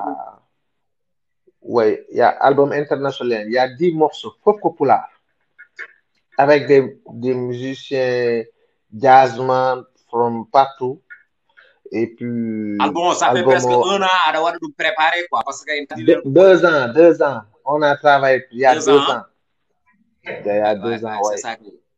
On a voyagé le producteur on a été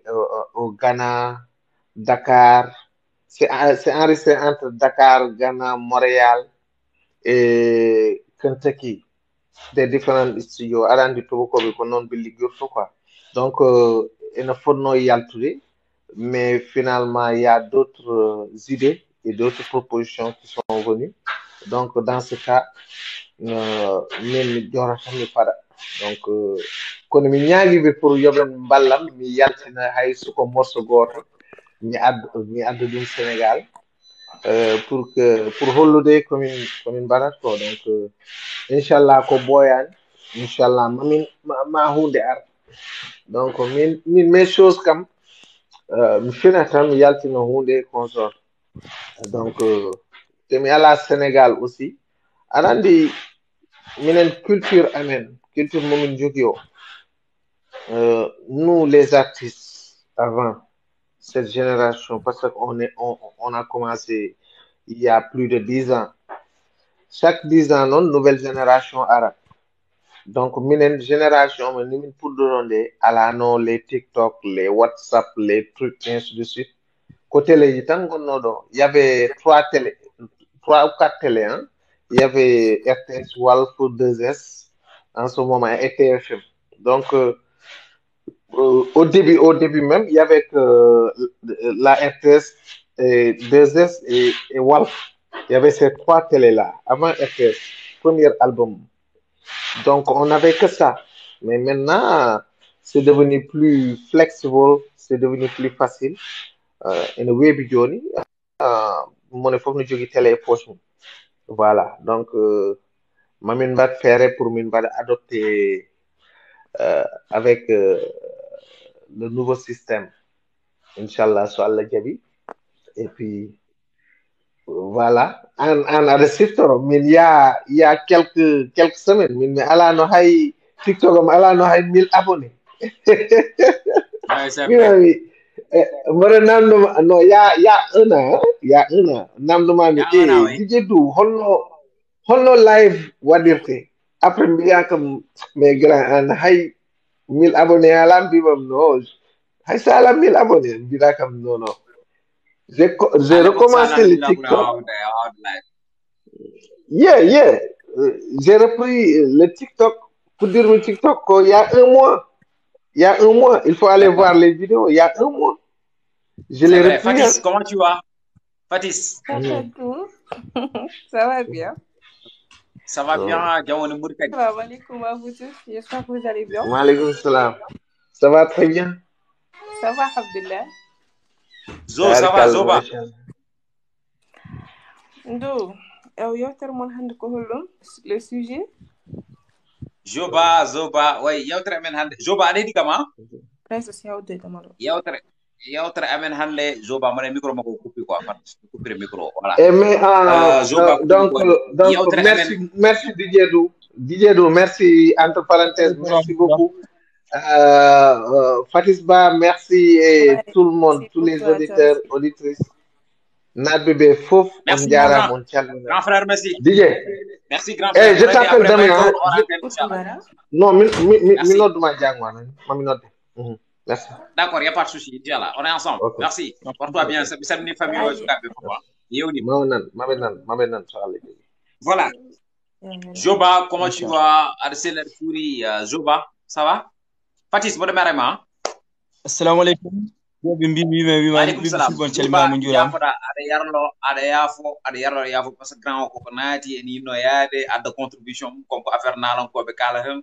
Voilà, c'est ça. So on a nous donne tu sais très bien que pour am dape beaucoup de paroles, mais vas-y, bismillah, barandi rafa moné quoi. Bismillah. Hakkalayma grand gam ko dam hore dam woni dande aussi ko weltanade kala dibbi ko kullo gonɗo hen ko dillo gam mbaadi music ko heddi bon so dum benni ko yidde artude e mundi yewtere seeda dokene en kadi miijoji men grand frère Alioune Guissé o haali halaka fo hakatimmi heddi ko ƴeewen enen hol miijoji men tokosɗi jumtiɗi juɓɓiɗi e di holli jogiɗen hen au niveau du rap pulaar hande sen ƴeewi dokken exemple kono wijabi hande kala ko ƴewete e nder rappeur ina jogi ne wawi windude bindal mum no selli ina jogi kadi kala diplôme mo musicien walla mo rappeur jogoto nani jogi ɗum hannde ménagère makko tan et aussi the fof seul rapport gagné de play up 5 millions play up bi ko kanko gagné ɗum kam goroli pullo gagné ɗum ɗo exactly vraiment yo Allah waɗima kadi barka aussi voilà e ko heddi e nder sukaɓe meɗen heddi kanko e nder foot hannde won gure ɗe garata ganda rap gurani rap kono waɓe nde wijabi hen kala nde gari hen aussi force keɓat hen ko jiɗi ko nane addino konngol goto mbiɗa weeli jinggane ko duuɗoto so tawi min DJ ju ina fiyami tan hay goto mi ruuɗaki mi wona no mbanmi hen hay goto jingganta kam so felliti aɗa nande e wendu sondu ɓeeɓi yo koyngal maɗa tawe hen so nande e wendu sondu ɓeeɓi yo koyngal maɗa tawe hen wiide suusa noon ɓuuri yaade ha wuɗɗa ruccuto so tawi min yomi naati hip hop naatirmi hen ko yomi tine naatirmi hen ko yomi ande walla yomi wi tan jo nani yima kañum mi heɓata hen partange mi heɓata hen kadi ko jiilotomi ko ɗum wona daranade leñol ngol sen jii visa bi en jii authentique machallah e grand frère MC Modi ɓen fof hannde hemniɓe toɓe keeɓi ɗo ko tinnade mabɓe en 2007 2008 min gari concert Paco leñol hayso min gari galle to jippiɗo wiyete komin natta Allah e nden affaire uji ɗi rapport koko sokete rapport ko uddete nder ha concert yonta yaha so jolnete so yarat koyɗe muɗum ha damal concert jippine jiya ɗum taw a meeɗan hayyi ɗum beela mo joggoɗa hen hannde noon ɗum hannde natti c'est vrai gonnen koye jamanu mataw mondialisation walla taw ko mondialisation no guel ngal heewiru ni hannde nde pinmi kala mami yi vidéo DJ du nde pinmi kala mami yi vidéo visabi authentique e goɗɗo ɗum noon hannde yeeso maɓɓe ngo mi haasti yeeso ngo koni yiddame maɓɓe nde mi haastata ɗum e kadi golle maɓɓe ɗe kastetake ko sabu ko golle baɗɗe fayida ɓe gone wadde ɗum noon ñagoɗen tan Allah enen jogiɗen ko ɗemɗe meɗen eɗen jagganaɓe so jogui guiɗi hen duwaw muɗum yo wat kala joguiɗo hen bundi yewtere muɗum kadi yo jaggu hen wawa fewdirde no hanniri ha hanniri ni sabu en ngala ko wona ɗemgal ngal en ngala ko wona rappeur uji men en ngala ko wona yimonoɓe en yela en ngala ko wona jaggoɓe vidéo ji ina cara kono DJ du en hannde ko mbatta e nder ɗemgal pular ko ala fof mo jiiɗa hannde ina darni ɗum e nder ɗemgal pular machallah yo Allah yoɓen kadi o yoɓete ngam mbaɗirɗa ko sabu Allah ñanden mi yeɓinde vidéo ma goto mbaɗa invité advice ɗo mbaɗmi hen commentaire goto to namdiɗamo mbiɗa on question heewani namdede ngam koye rewɓe tan o haaldata worɓe o heewani haaldude muɗum gara goto heɓiti wi kañum noon ina haaldama ko à 100% mbimi noon kiwo mati yiitaɗi muɗum ɗi hay an DJ du ko noon mbaɗa tagui kam noon wiide noon ko ngam ubbidde yimɓeɓe won yinnoɓe haalde hen kula haalde walla hunde saabu minima kam chaque instant eɗen kalda machallah kala to neɗɗo waɗirma ndin mbadi aɗa jaboro ɗum gon sengo ɗon noon nannirmi hen ko pour ha hande yimɓeɓe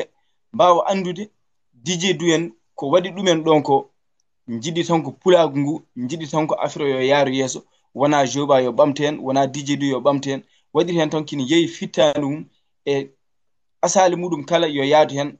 miɗa andi on jadade leñol hen ha korto ɗon kono jahata ha ɓooya on corto ɗon kadi aussi yo Allah wallu donc ɗum won noon yiyande meɗen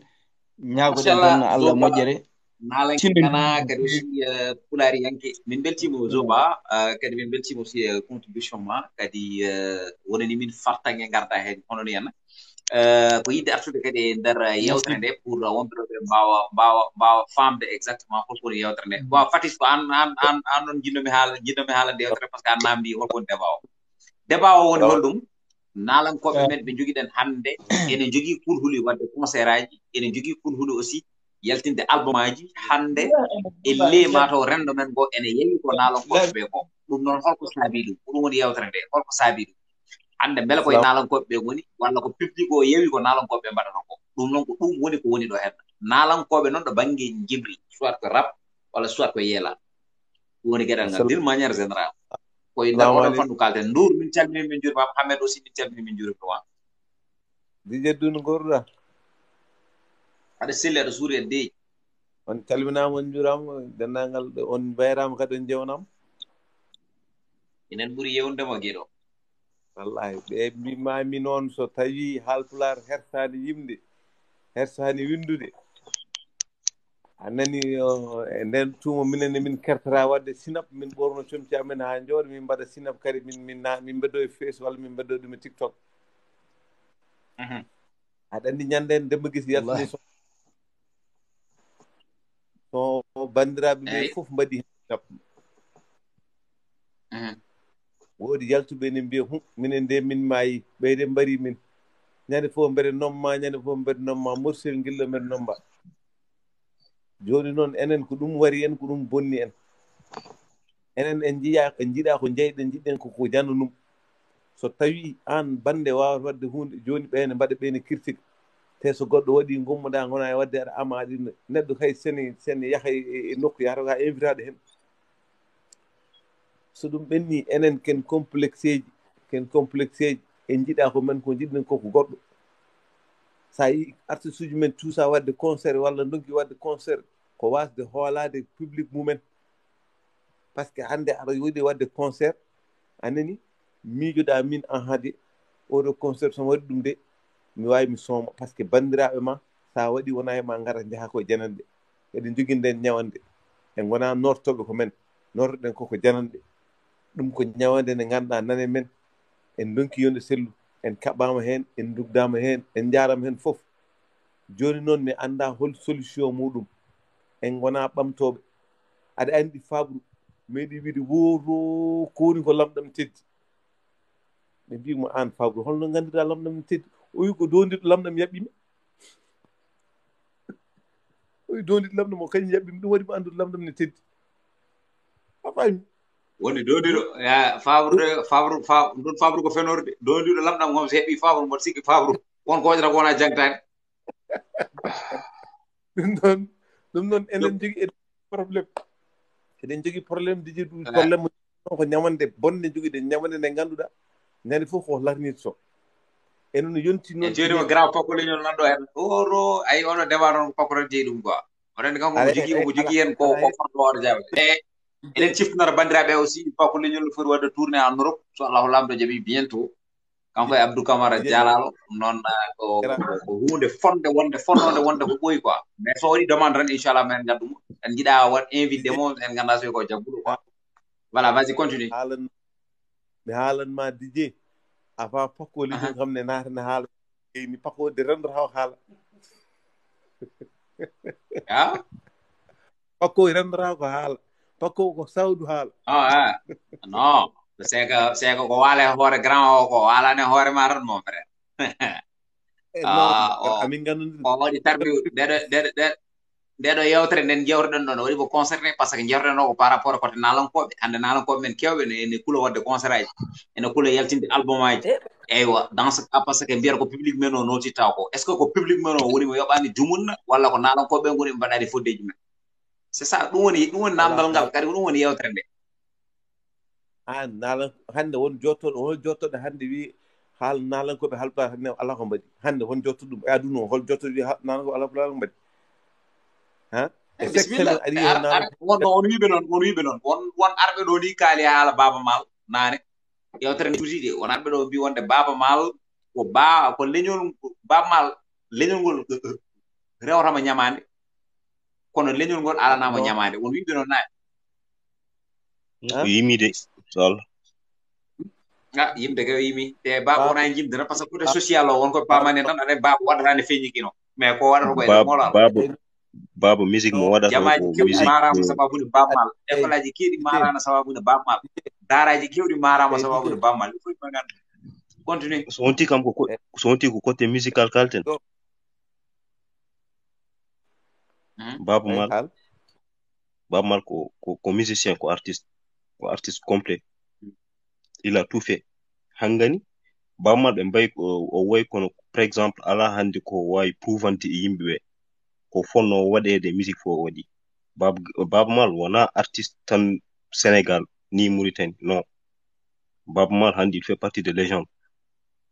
ko comme Michael Jackson ainsi de suite ko waɗe musique ko c'est énorme donc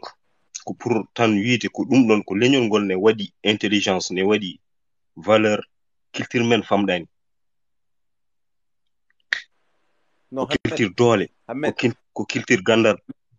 jafuɗa mi jafuɗa seeɗa donc jimi haala tan seeɗa Ndour farawo jofna Ndour andon awon mo rendra ko haala non ayan aɗa jogui problème Ahmed ko vas-y juste après ndoken grand Paco salmina ndoken grand Paco salmina après jokken grand Paco ça va allo ça va DJ Doudou mbaɗɗa selli mbaɗɗa e tampere jiɗo mawɗum ni yettere Allah jam tan jafoɗade e lancude mo demande joni quoi parce que andude wonde yewtere nde sa to concerne ɗum tagi en bon a waɗani demande kono en lanci mo demande non mais ala problème on est ensemble donc voilà yeɓe jokku tan après mi voilà bismillah d'accord juste Ahmed par rapport vas-y e kalda ko DJ du par rapport e kalda ko c'est à dire que des fois artiste uji ɗi jogui probléme yaltinde album aji walla wiide mbaɗa concert aji parce que des fois public on e waɗa ɓe décevoir ou quelque chose comme ça ko ɗum noon woni bidde sujet o souvent probléme o heewi wonde ko aduna hande wonɗo yimɓe fof ƴoƴi c'est à dire sa woni artiste yagal honko namdi ha heewi en namdi aspect ji kewɗi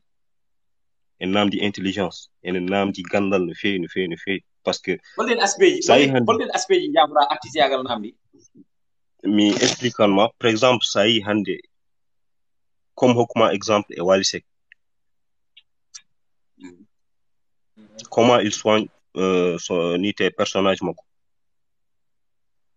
pourtant il a des contrats walla honto jogui probléme c'est à dire avec LGBT et tout ça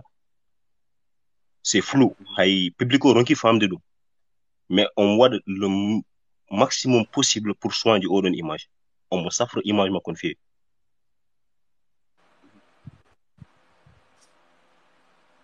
manda sa fami jimmi yiɗen ko exactement vas-y ko an min keeɗi wallahi donc min jimmi wiide ko enen naalanko mbeɗa haalpulare souvent aɗa yiya jomum ne foori musicalement ne wawi windude mais jogo probléme quelque part wasa jogade ballidiɗo mo hokkuma exemple min ho rappeur goto mauritanien mo jiimi pourtant c'est quelqu'un ko waɗi ko c'est énorme omo jogui 2 walla 3 album mais mi nani e nanallaaji honto yahata on waɗa concert aji mo waɗa ɗi contrat ji mo signina ɗi ko kanko signinata hoore makko o ala ménagère woni hoɗo advice ala ménagère mi nani ɗum kadi peut-être maraw a joguen source mais non hay somi ala hen source lab c'est visible c'est-à-dire ko wonde ko omo jogui ménagère mais ko inde ménagère woni ɗon omo ƴetta contrat ji ganduɗa ma kanko ƴettan ɗum hoore makko kanko ƴettanat ɗum hoore makko signinan ɗum hoore makko en tant que advice c'est-à-dire ko min tagi kam wiidemi noon ko en connaissance de cause lors de tourné makko Europe lorsqu'il voyageait kanko e DJ Mansour jimi eɓe jaadi kamɓe gonduno e voyage kamɓe ɗiɗo ɓen mi yiyani o yaade ménagère makko donc ɗum ɗon déjà c'est des problèmes en tant que advice walla en tant que honto keɓata e narankagal ha on jogoɗa hon certain niveau ko c'est des choses gandanɗa hoore ma so public o waɗi ɗum découvrir e ma respect ma samat révélation kesso c'est bien d'accord min beltima no feewi Ahmed ene garduɗa ni te kadi aussi ko ɗum woni yewtere ko c'est comme ça so tawi aɗa jogui révélation ngaji ɗi mbaɗɗa e yaltintu kala yimɓeɓe nana goto fof addeni yiyande mum ene gasata won ko pamɗa ko won woɗɓe famɓe ɗum bon peut être mato jomumen kalani mais yiyani débat kono noon ici fof mi haala yewtude hen taw juste no fadi kadi mo wona haaliyankin feewi dans les groupes et tout ça mais bon voilà ko débat wonno en jewti hen voilà Ahmed merci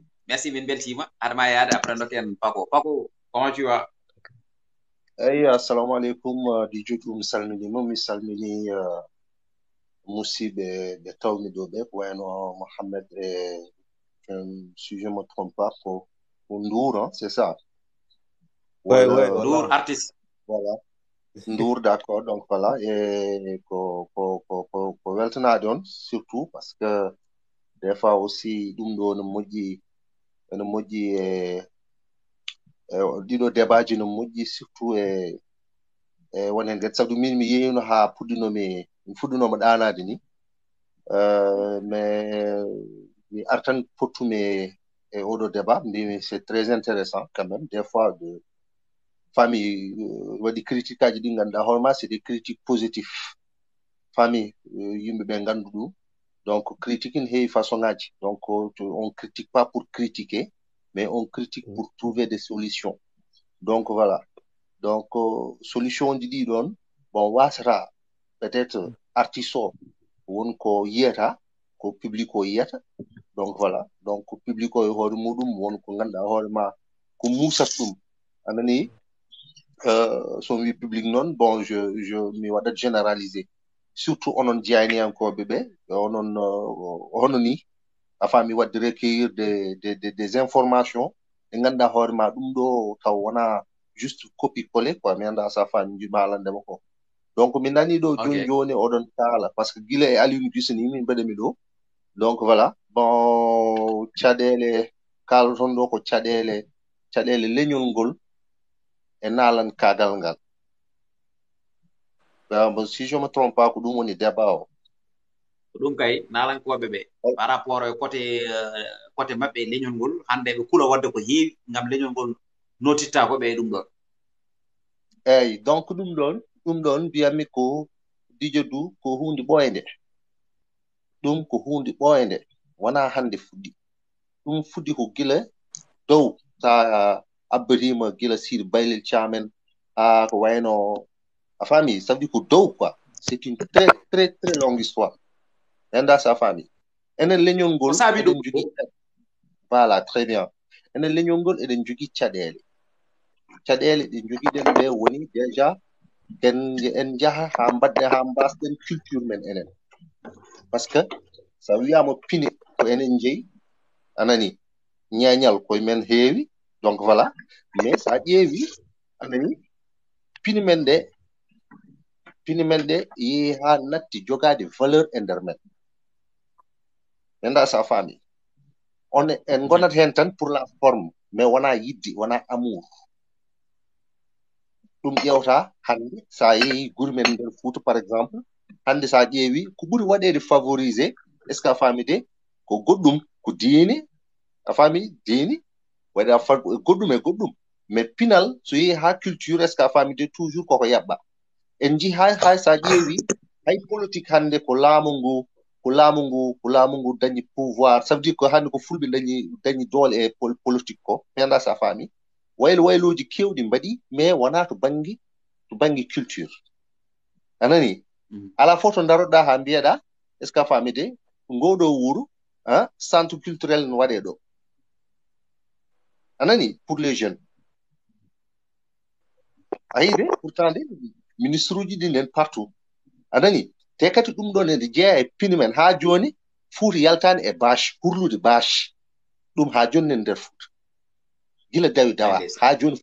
Fouta no hurla bâche so toɓa ari bonno so hendu ari bonno ɗum te pourtant politicien ji ñen foof ene daro e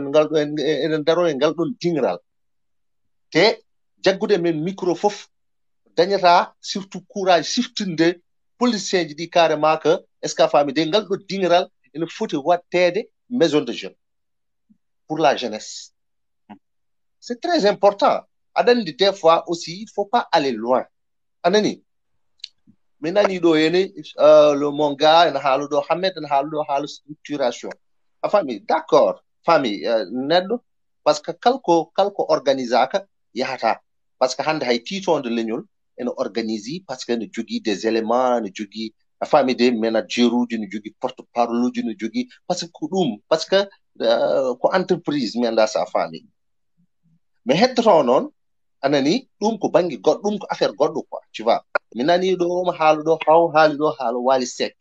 atani no kaɗo Wally Seck ɗum kadi ko goɗɗum mi anda sa faami par ce que Wally ari tawi bamum wala ari tawi bamum ene mahi building aji mum ene joɗɗini est ce que a faami donc o ari o dañi départ mo Pape Diouf ala o dañi départ mo nalankoɓe hewɓe ngala mo bamma ko ni alano orchestre Ramadan voilà très bien compris donc kanko on waali kamum ko affaire goɗɗo so tawi waali liggaaki walla jaɓaani liggaade foti ko hirseede par ce que déjà arta tawa bamma anani de no rokkuma départ mawɗo anani ngara mbiya aɗa bonna ayi sa ari kay poɗɗa annene ska famide ko ɓeydude e ko bamma waɗi ko donc e ka goɗɗo o woni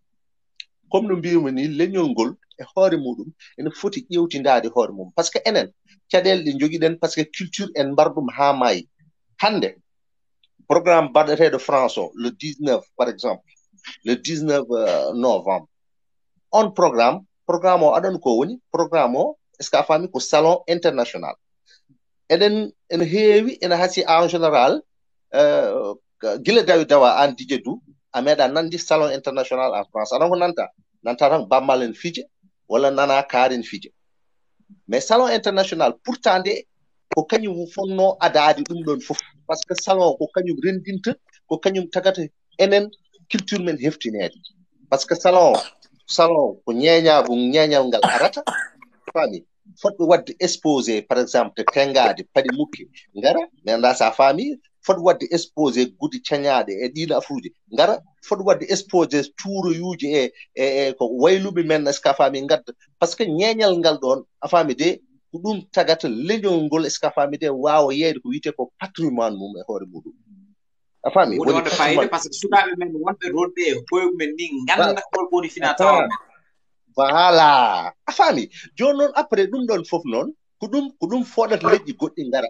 so leƴƴi goɗɗi ɗi ngari naalanke o e hoore muɗum so leƴƴi goɗɗi ɗi ngari mbawa wadde découvrir naalanke ma c'est pas si tu as bien compris donc il y a de ces choses enen eɗen jogui enen eɗen jogui des petits problèmes ɗi ganduɗa hoore ma ces problèmes là est ce que a faami de il faut ko mbaɗen ɗum résoudre a faami ɓuri ko jooɗoɗen à chaque fois enen mbaɗa enen critique enen mbaɗa a faami de enen beddode pic ɗi ganduɗa hoore ma est ce que a faami de yahana hay ɗum ayi hande wona talent haalete leñol ngol an aɗa andi hande kala naalanke mo invite ɗa joɗɗinɗa est ce que a faami de vraiment ma weltini ma waɗani ko weɗɗa tu le sais naalanke tokos woodi ko ala ni e leñol ngol anani on a du talent mais le problème qui se pose woni leñol ngol il faut que enen fof jaɓen wadde leñol ngol sensibiliser pour ɓe mbawa kamɓe fof heɓɓade culture o ɓe dokka ɗum jungo ɓe dokka ɗum force anani te kadi eɗen jogui caɗele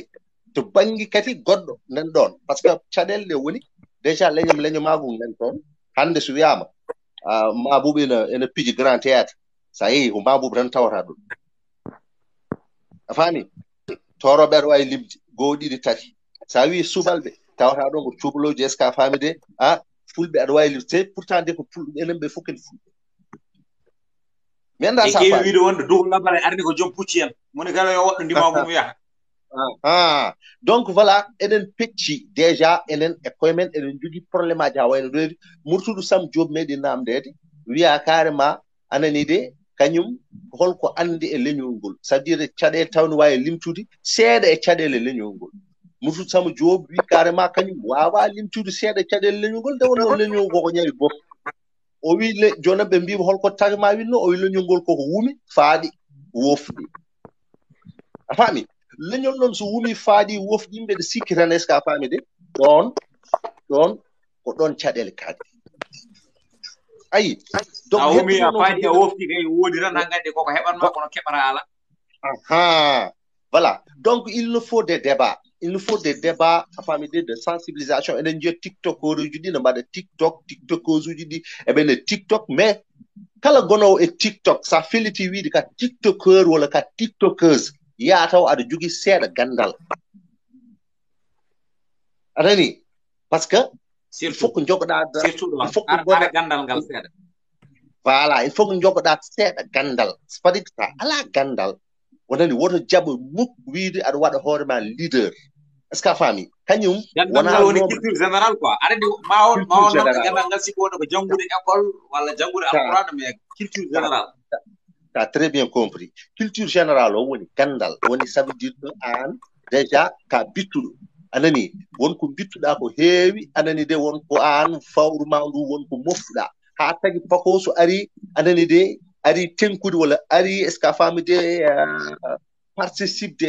e débat ma anani taw an wonko mbawɗa rokkude ɗum est ce que faami mais wona joɗa ɗo eɗen tinda leñol ngol heɓani ɗon taw anani par ce que tinni goppen ɗum est ce que faami de bangeji goɗɗi ko wona nder tiktukaji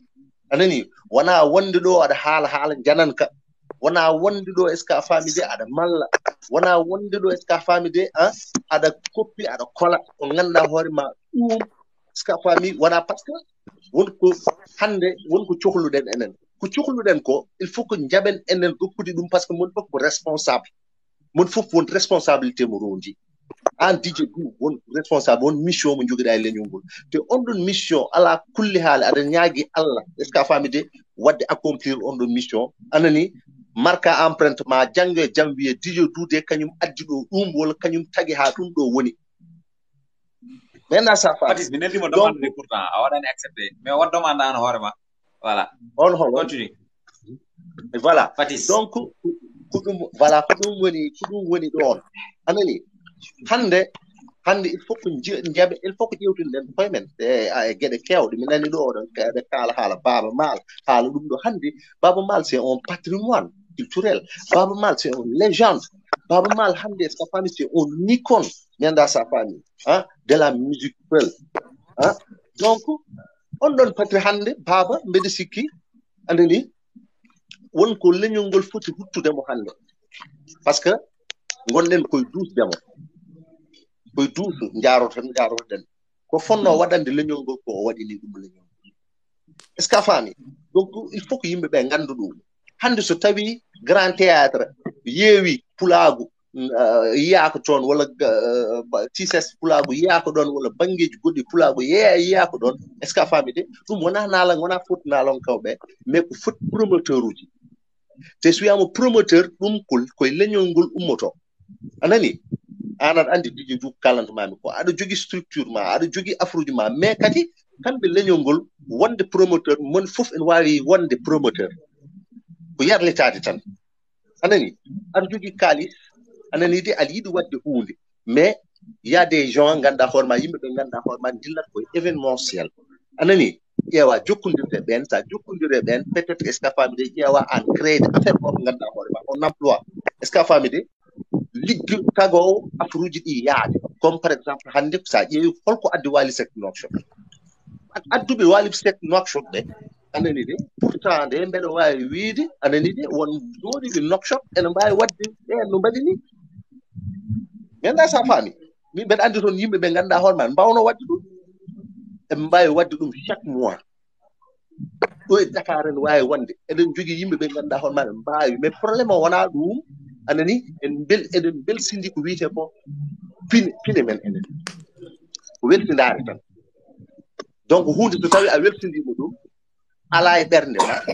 anani de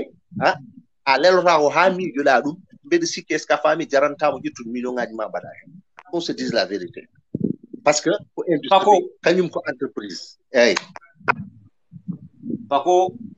vraiment so tawi min keɗoma par rapport aussi côté mo joguiɗa professionnalisme ne taw noon duuɓi ɗi mbaɗɗa hannde e nder musique ɗi so tawi musique wawi taccude maayo ara tigi rigui e nder fulɓe Sénégal ça veut dire wadde ko onon caabi onon en hannde ko wayno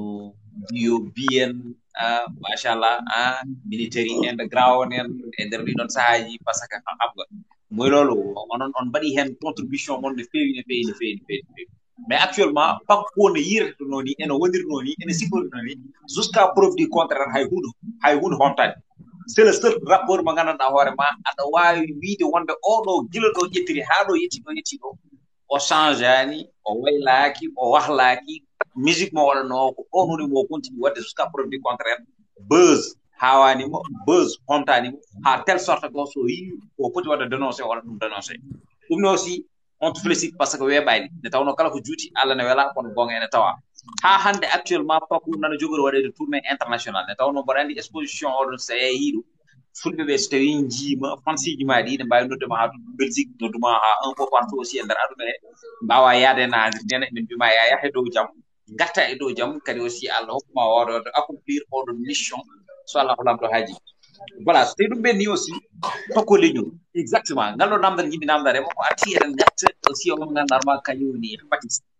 Paco est-ce que hande naalankoɓe aroyoɓe lesɓe eɓe mbawi wonde faaro leñol ngol par rapport e nder musique moɓe mbaɗata o est ce que eɓe jogini ɗum gandal d'abord ko namdal est ce que gandal biyetengal gandal ngal naalanke o foti heɓde ngal walla culture générale mo naalanke o foti jogade o ha wawa addande leñol mum ha joni ko weltiti est ce que ɗum ɗon nane mabɓe an Paco eyi DJ du a jarama no fewi namdal ma waɗi fayida donc voilà ko namdal bangal fayida machallah eyi naalanke kam yawnaki quoi te naalanke famdata jahow bittowo est ce que a faami de ittu ko wittat ko wattu ɗum e son anani ya studio yaltina ɗum naate noppi yimɓe wela ɗum donc voilà on firti tan carrément neggi ce qu'il fait mais heddoto noon ko mbiyatmi ko hannde so wiyama yakare leñol ene jogii darnde mo foti dardade par ce que hannde ko ɓuri hen par ce que hannde min suku mo ɓurmi yakorade mo ɓurmi jogade yakare mum ni woni suku est ce que a faami de bindowo deftere mi anda sa a faami jiɗmi haalande windude deftere na jimol waɗi jimɗe ɗe ganduɗa hoore ma ko defte anani ɗe mayata anani eɗen mbawi wonde eɗen mbawi wurde duuɓi kewɗi mais ne waɗi jimɗe ɗe ganduɗa hoore ma naalanki so tawi naalanki dewo tan tendance ɓolo walla buzz est ce que a faami de min on naalanki mi wona kooliɗo ɗum no feewi par ce que mbeɗa wawi wiide est ce que a faami de buzz o e tendance o ene gasa par ce que aɗa wawi wadde ɗo jimol joni jimol ngol wela est ce que a faami de so yeehi ha manam so wuuri seeɗa maaya so maayi a wawa artude hen par ce que sa arti hen tawa ko yimɓeɓe hankkadi yiɗa mi anda sa faami ala donc naalanki mo mbinmo koolima e leñol ngol woni naalanki dillowo e lowdi par ce que hande ko ɗum ɗon woni jimowo deftere bindowo deftere est ce que a faami min ko on naalanki ɓurimi hoolade min te sukaɓe ɓe hande min so tawi vraiment mbeɗa conseille ɓe kamɓe sukaɓe ɓe les jeunes rappeurs à chaque fois ko ɗum mbiyam min te kadi aɗa andi min ko kalanmi ko kalanmi e écran ko caggal écran ko ɗum kalanmi yeeso neɗɗo par ce que ala fof ko ɗaminimi ala fof ko kulmi so wona Allah est ce que a faami 26 ans de carrière wona 26 jours wona 26 mois a faami ɓooyama hen o dilwanama hen ha to gonɗen ɗo ko hen gonɗen Allah waɗi ni eɗen ɗo ene gone orientation ji goɗɗi ƴewde est ce que a faami de so tawi manam men dañ aussi évolution goɗɗo est ce que ɓurɗo anani mo gonnoɗen o ayi pour wadde carrément un bande de live anani waddi on groupe de live par ce que ɗum ɗo ene manqui kadi e leñol ngol anda sa faami jiɗmi haalandema ko donc ko mbiyami ko groupe live comme ne daaraji en mbaɗata ni voilà live ça veut dire que les trucs de électronique là électronique haɗa tan ko électronique ay électronique c'est pas quelque chose d'international te gandata ɗum ko ma jalta ɗo jaaha anani de à l'international ganda tigui rigui est ce que a faami de woni gonga tan ko darade live aɗande live ƴewta hay nalankoɓe men ƴewtan nalankoɓe kala noddaɗo live ɓeyi ko suuɗade anani par ce que jomumen goowi ko wiyete ko autotune anani ko ganduɗa hoore ma ko wonata caggal dande ko ene ñihla dande nde ene welna dande nde anani te so ɗum ɓoorima ɗon anani de jomum kañum sikkata mataw hankkadi ko ɓornake wutti mi anda sa faami donc ɗum ɗon il faut ko naalanki o kañum ƴeewo état de wadde des formation taw ko formation ji goɗɗi taw wona tan nodde ɗi studio ara nanna an mbiye sa noddi ɗum studio walla famide muyno hay mo wawa yimɓe sa nawi ɗum studio joni anani so nannama so dande mum waɗama habillé autotune o tampina hoore ma so yimi tan a heɗot c'est que autotune ko yidde wadde yimɓe expliqué aussi ɓe paama holko woni autotune on jii joni e nder oɗo saaha légume aji ene ngari par rapport à ça légume aji ɗi kanji koto banggue ɗaɗi to ko toon ɓe ƴettata ɓe mbaɗaɗe ha joni mbaɗen produit dans ce cas so tawi fonno ko wadde lewru pour hunde wawa par exemple bendude e nder 24 heures njiya hunde ɓenda yooɗa yuɓɓo wayno foti waade ni tawa noon aussi so tawi a ñaami ɗum ko wawata addude e ɓanndu ma goo mara ko deyti ça veut dire que auto tin yimɓe wiide ko jomumen wawi nadde studio so nahdi studio daande nde ɓeyde ɗumini nde kono so tawi wonɗa wi yo waɗane hay sinoko acapella sa renaki so tawi o yiɓi tan a dogat ɗum woni caɗele voilà mais grand Paco vraiment ene waɗi fayida ko mbaɗɗano développé ko kono dokkat Fatis bandiraɗo debbo o ara hen no fewi no fewi Fatis debbo mo Mauritanie mambo ça va Ça va bien, ça va bien. Fatis ko ranɗanaki ɓeydani maɗe seeɗa So ɗanak fiwer bon dur moɗo mi arema fejjirani ma ane Hamad Fatis ɓeydani maɗe seeɗa Fatis baman fam Oui, du.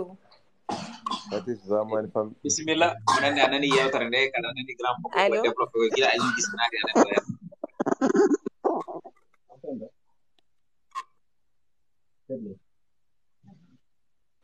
emin kerimaɗe annani min Ça crache. Affaire on crash en fait. mais emin kerima mbaɗa réseau ma o mangi quoi mais emin kerima ɓeydani maɗe lan Allo. Fatis allo nani mi fuɗɗima heɗade débat o seeɗa hawre mi yalti ligne et tout et du coup comme garɗo mi pakkone haala mais j'aimerais encore plus que kalnon kam exactement sujet o ko hollum mais quand même mi fuɗɗima famden seeɗa ko par rapport e dans les artistes walla je sais pas quoi et quoi voilà ko par rapport les artistes ɓe gandanɗa hoore ma ko wiyoɓe mbimi hande kamɓe e nder leñol ngol vi que eɓe kula wadde concert vi que aussi eɓe kula wadde programme sababu no wonde soɓe mbaɗi ɓe nottitaki e nder oɗon fannu bon ɗum ne kadi aussi ene teppiɓe e nder fannuji ɗi kala beele woni koye maɓɓe kamɓe naalankoɓe walla beele ko enen goni ɓe jiɗa ko men ko déjà grand ji ɗi mbaɗi hen développé ko heewi kono melomanuji waɓe ne monni ne cohla hen jiyat men tawno ko onon ɗoftata naalankoɓe e kala fannu ɗum tagui mi yidde naata guirlande bisimilla d'accord eyyi mino genre yiyandam hen amen minen goni en fait wona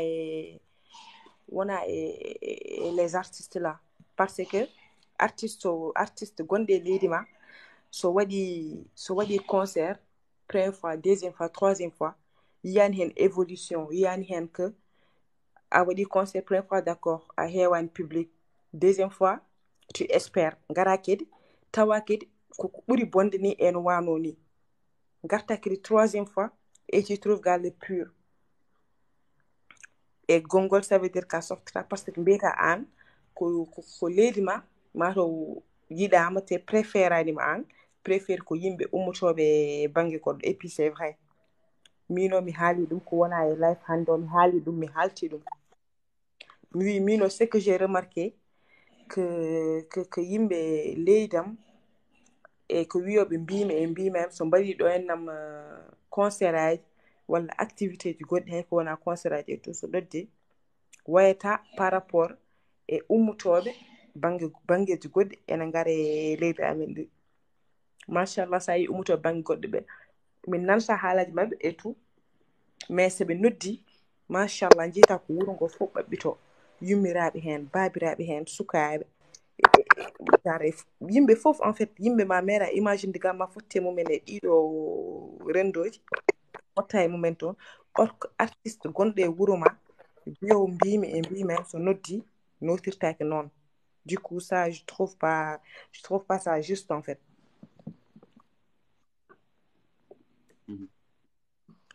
d'accord ça veut dire wona e naalankoɓe woni koye waɗaɓe consommé naalankoɓe ɓen mbaɗi on mbaɗani voilà parce que an ɓen goni ɓe tinnaki quoi voilà min je me dis que ɓen kadi ɓen goni ɓe tinnaki mais kadi waɗoɓe kadi concert aji ɓe hay soɓe mbaɗi kadi leydi mabɓe ɗum ɗon kadi bon ça gâte rien parce que de toute façon ma hollin kam an jara ala oɗon complexe même si aɗa waɗa hay sinno ko une seule personne ga arata suivre dema ene wawi kadi encourage dema parce que de toute façon aɗa andi kam e nder leydi ma aɗa jogui hay sinno ko 1000 public walla 500 walla je sais pas 300 comme ça ene ngara ƴewdema an o par ce que ɓeɗon kam merci grand Paco voilà nane mabɓe bon erreur nane mabɓe d'une part mais kam ko ɓuri hewde ko ke amen kadi minen goni fiɗen aroɓe ƴewde ɓe to d'accord erreur o nanay nalankoɓe ɓe nanay yeɓiyankoɓe nalankoɓe parce que haalde kodi fayida ça veut dire ko wonde leñol ngol e jogui complexe noɓe jogiri complexe haalde ɗemgal ngal ni ko noɓe jogiri complexe e yaade yilla yaade walla wallude nalankoɓe mabɓe pour kamɓe bon so tawi jomumen en jima koɓe nanata ko yaade yimoɓe wonde koɓe nanata ko ɓuuri ça veut dire que africain yiɗa ko jogui quoi yiɗa ko jeeyi hande so woni no wonde fiɗi sen ene ara toon to Mauritanie tan sa arani hay président o arat quoi e so ti wonde bammal wiyama onen ara mawɗo wiɓe koko yimno ko ɗum woni so bowɗi piiri pierrango ko piino e kew wiide ni wallahi voilà min par exemple mboɗen ɗo mi nanta wolof mi nanta wolof Ndour an gondake haalde ƴew vas-y Ndour vas-y ari an kam ko ɗemgal magal so ngari tan haalat vas-y dañƴo bone makko ni o wayi Ndour ko min nehi ɗum anda an haalami fadi way Ndour ko min nandimi ar Ndour ko min nandimi ar wonde ɓurtima way min nandimo e ar min nandimo e théâtre naɓe mbima ceero so jangguini almudo tan ma ɓurtu vas-y Ndour eɗen gandi ñanden mi hoppe waji goto nane mi décourage toute la journée mbe dokki wonde neɗɗo dani mane boy pourquoi holɗum o wi kam ko min so tawi yimɓe ɗe oyi pular someɗe haal ɗum mi fewni taw quoi parce que affaire o bon mi ronkata wonde en l'aise quoi ɗum tagi il faut que mi haala wolof nde mi wona en l'aise te ɓi pullo noon mbi kam wallahi billahi o wi ko somo haala pular o ronkata wonde en l'aise e somo haala pular par ce que non o ronkata famde dal koma kala ka no wayi quoi mbimomi an no yumma wiyete o haali mbimi bamma mbimi jeyɗa o haali mbimi boy aɗa ko no wiye mbimi noon mi yewtere men ni mi yiɗa juuto quoi par ce que mbeɗa andi an philosophie ma mo joguiɗa o emin gurdam men wawi yadude quoi par ce que ka jigguiɗo ka jeeya neɗɗo noon so woppi ko jeyɗa ko a yehini ka jeeya ko ni tan mbawa a faami enen ko kallon ɗo joni ko ɗum ɗon complexe gonɗo e men o eɗen goni complexe de trop en jiiɗa ko jeyɗen jiɗɗen koko jananum te hay sinno jananeɓe gaare men en goppat ko jeyɗen ko jehen tawten jomum eko woni dow mum ko balliten ɗum eko woni mum ko enen kay en jejjiri ko men ko ɗum woni heewe men mi anda noon leñol men ngol koko huuɗa mi anda leñol men holko woni dow mum min mi ronki famde ɗum ɗo gila dawa dawi ha joni nana haɓane ronkama ndeɗo ñawande yo mi anda noon hol bone hol fof nde bonande hol ñamdirɗe mawɓe men nde hole men musnode ñamdirɗe ndeɗo ñawande kono kam o lori men par ce que min meeɗa yiɗi koye ni sara hulleɓe sara hulle hande so waɗi ɗo en voilà Ndour hulleɓe wi fof notto hay goto merci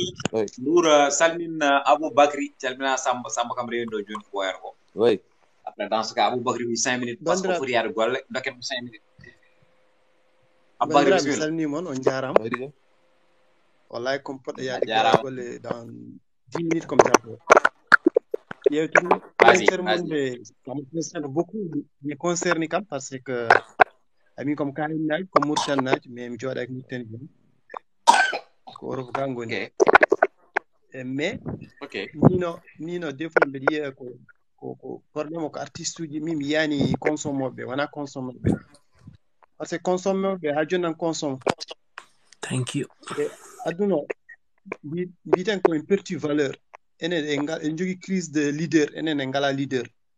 merci beaucoup en ngala leader fannuji ɗi foof ay rappeur uji yimmoɓe nalankoɓe men muñata ɓe ngala patience merci patience mawɓe joginoɓe ɓe sukaɓe joni natti jogade ɗum voix ji ɗi foof ɓe natti jogade entourage moƴƴo neɗɗo wondata neɗɗo tan seeɗa après yaha oppa mo wondi o faye goɗɗo o wi oɗo entourage mum moƴƴani par critique par fof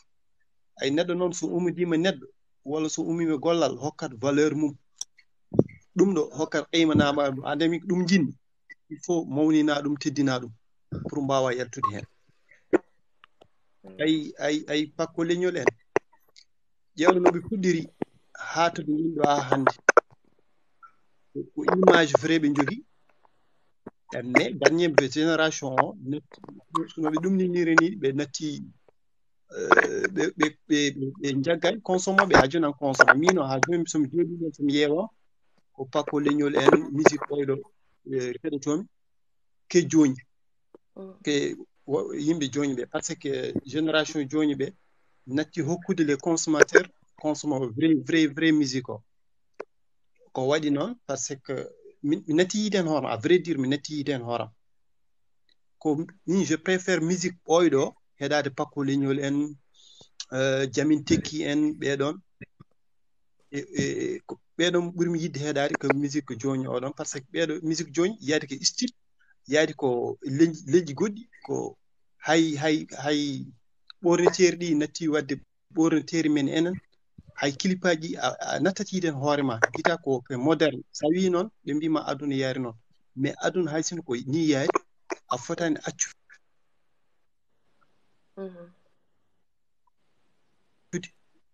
kama ay wonde farnare leñol c'est tellement ni weli ina weli ina waɗi important ay yimɓe ngari ɗo ne jaha Wally Seck en ko olof en nanta ɓe nanata olof en par ce que ɓe rati vol ɓe rati ɓe poti ɗum ɓe natti dañde to moɓe oɗon wawi hokkude ɓe koɓe jiiɗi ko mino je dis ko wona consommateur wona consommoɓe ɓe ko artiste uji natti goppi koɓe mbaɗanno koɓe paate ɗum ɗo goggo ɓe paate ɗum ni voix goɗɗo taw wona voix enen goggiɗe noon bon yiyangam personnellement min ko noon jiiri. D'accord. Objection récupérée.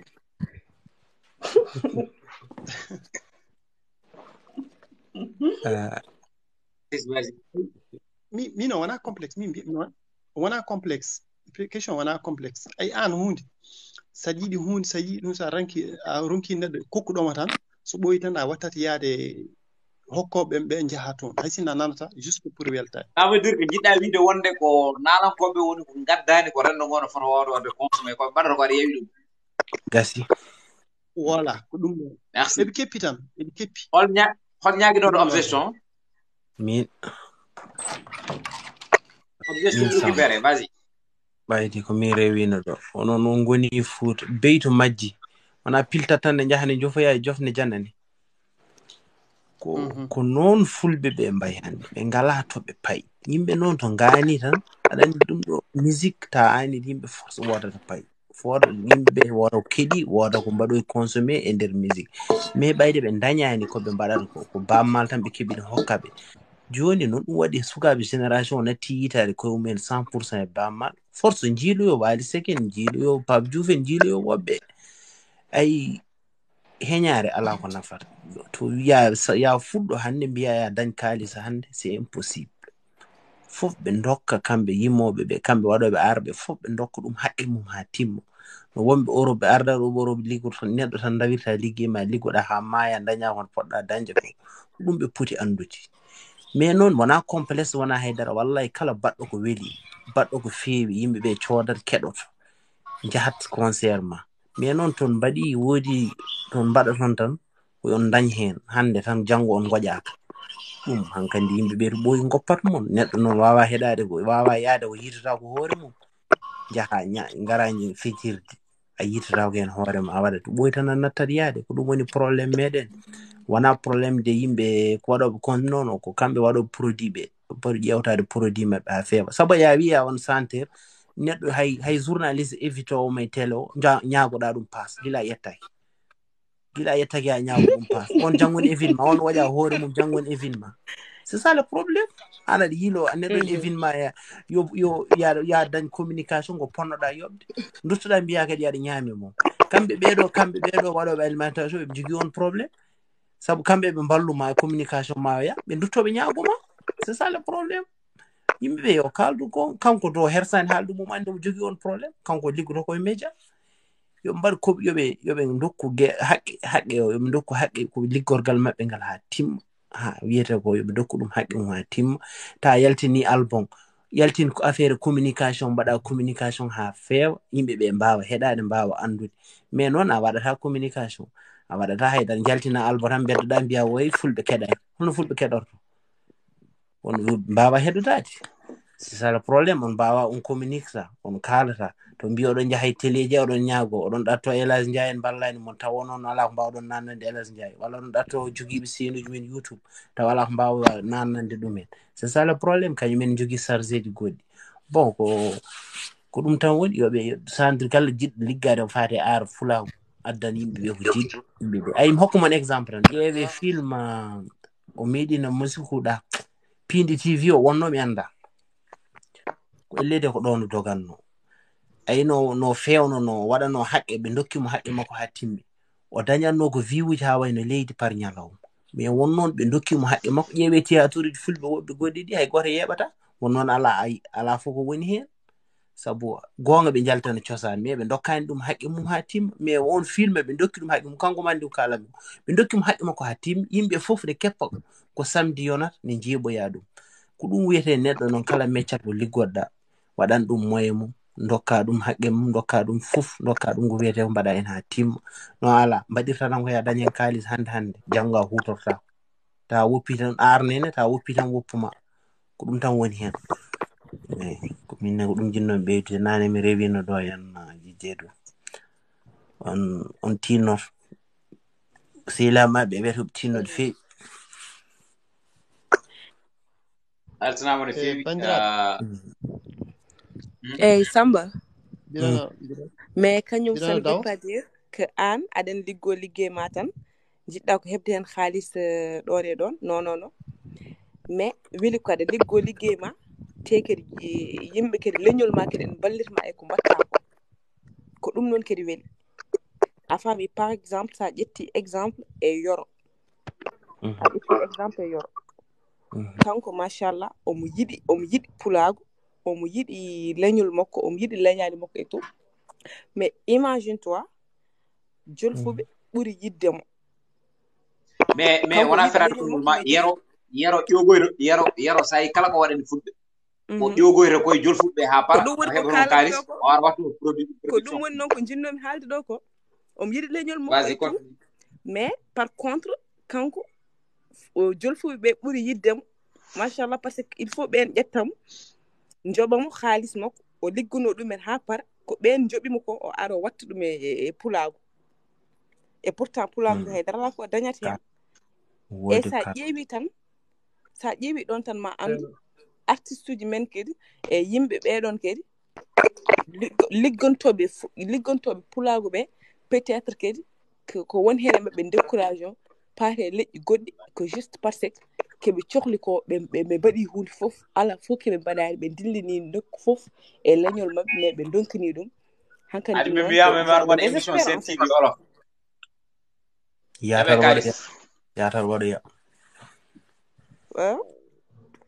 bandiraɓe waɗade DJ Du yatañi pourquoi DJ Du biɗen clôture mais mi haala o muuƴi tan après mi tello komi jaaɗo komi jaltude rek ewa vas-y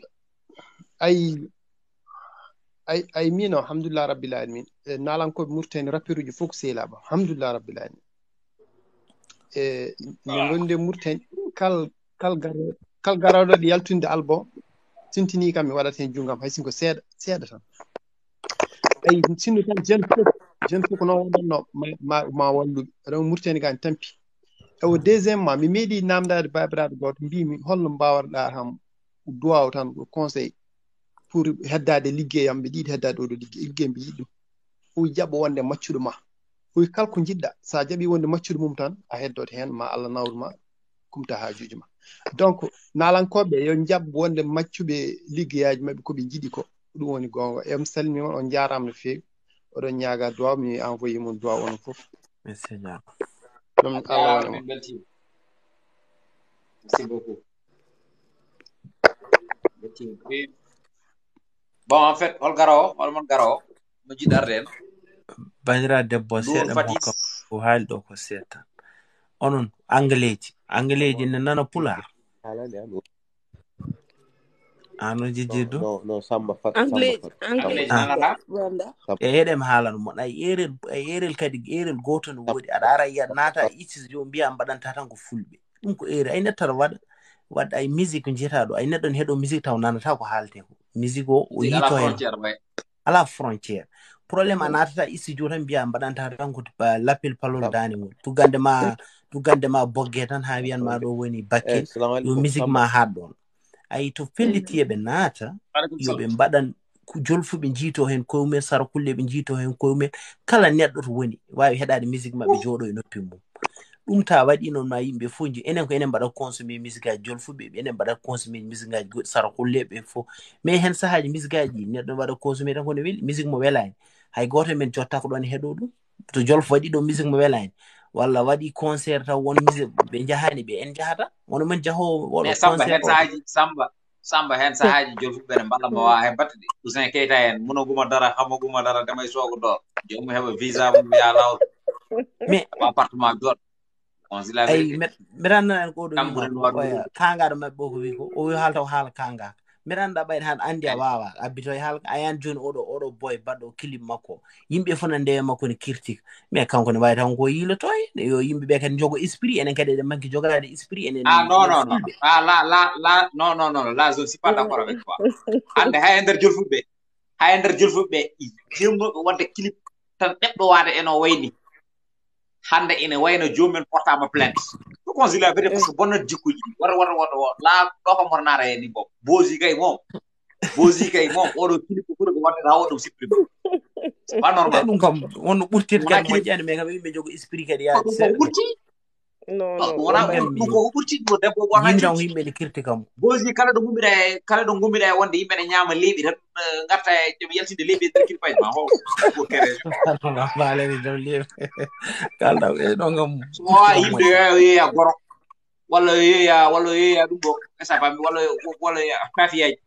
esa yeeya mbusuji c'est ça mi waɗanma ko sottini so yimɓe yo ɗaccu wona wiide mo yimani yimɓe emin ñaama leeɓi yimɓe gummi e ɗiɗon leeɓi bonni Allah bonni o mo andan min leeɓi e nder kilpaji nane miñam ene ƴeewa YouTube clip makko après o pari mbarmi je n'aime pas o wi kam Fatisa pourquoi wat tu n'aimes pas parce que kanko goto wawata yiide de je n'aime pas mbimi yo yimɓe ke jimgo yo yi je n'aime pas parce que j'aime pas o wiyat wawno clique dara j'aime o mbimi je clique pas parce que j'aime pas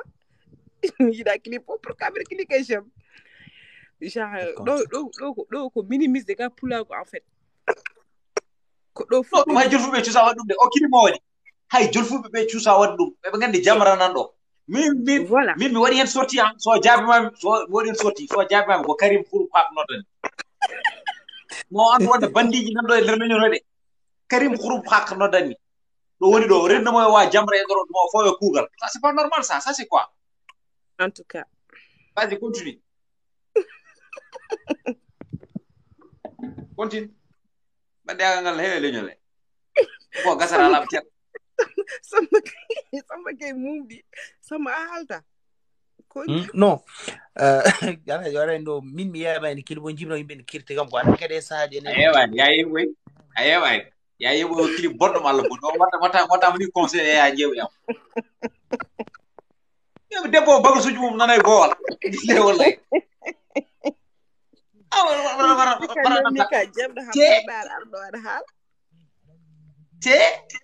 te hay ɗum no ko ɓuri hen bonde sonno debbo oto ɓurni ko ɓurdi mais woni koye dow makko bien sûr ene ama e dow makko ça c'est jamais dit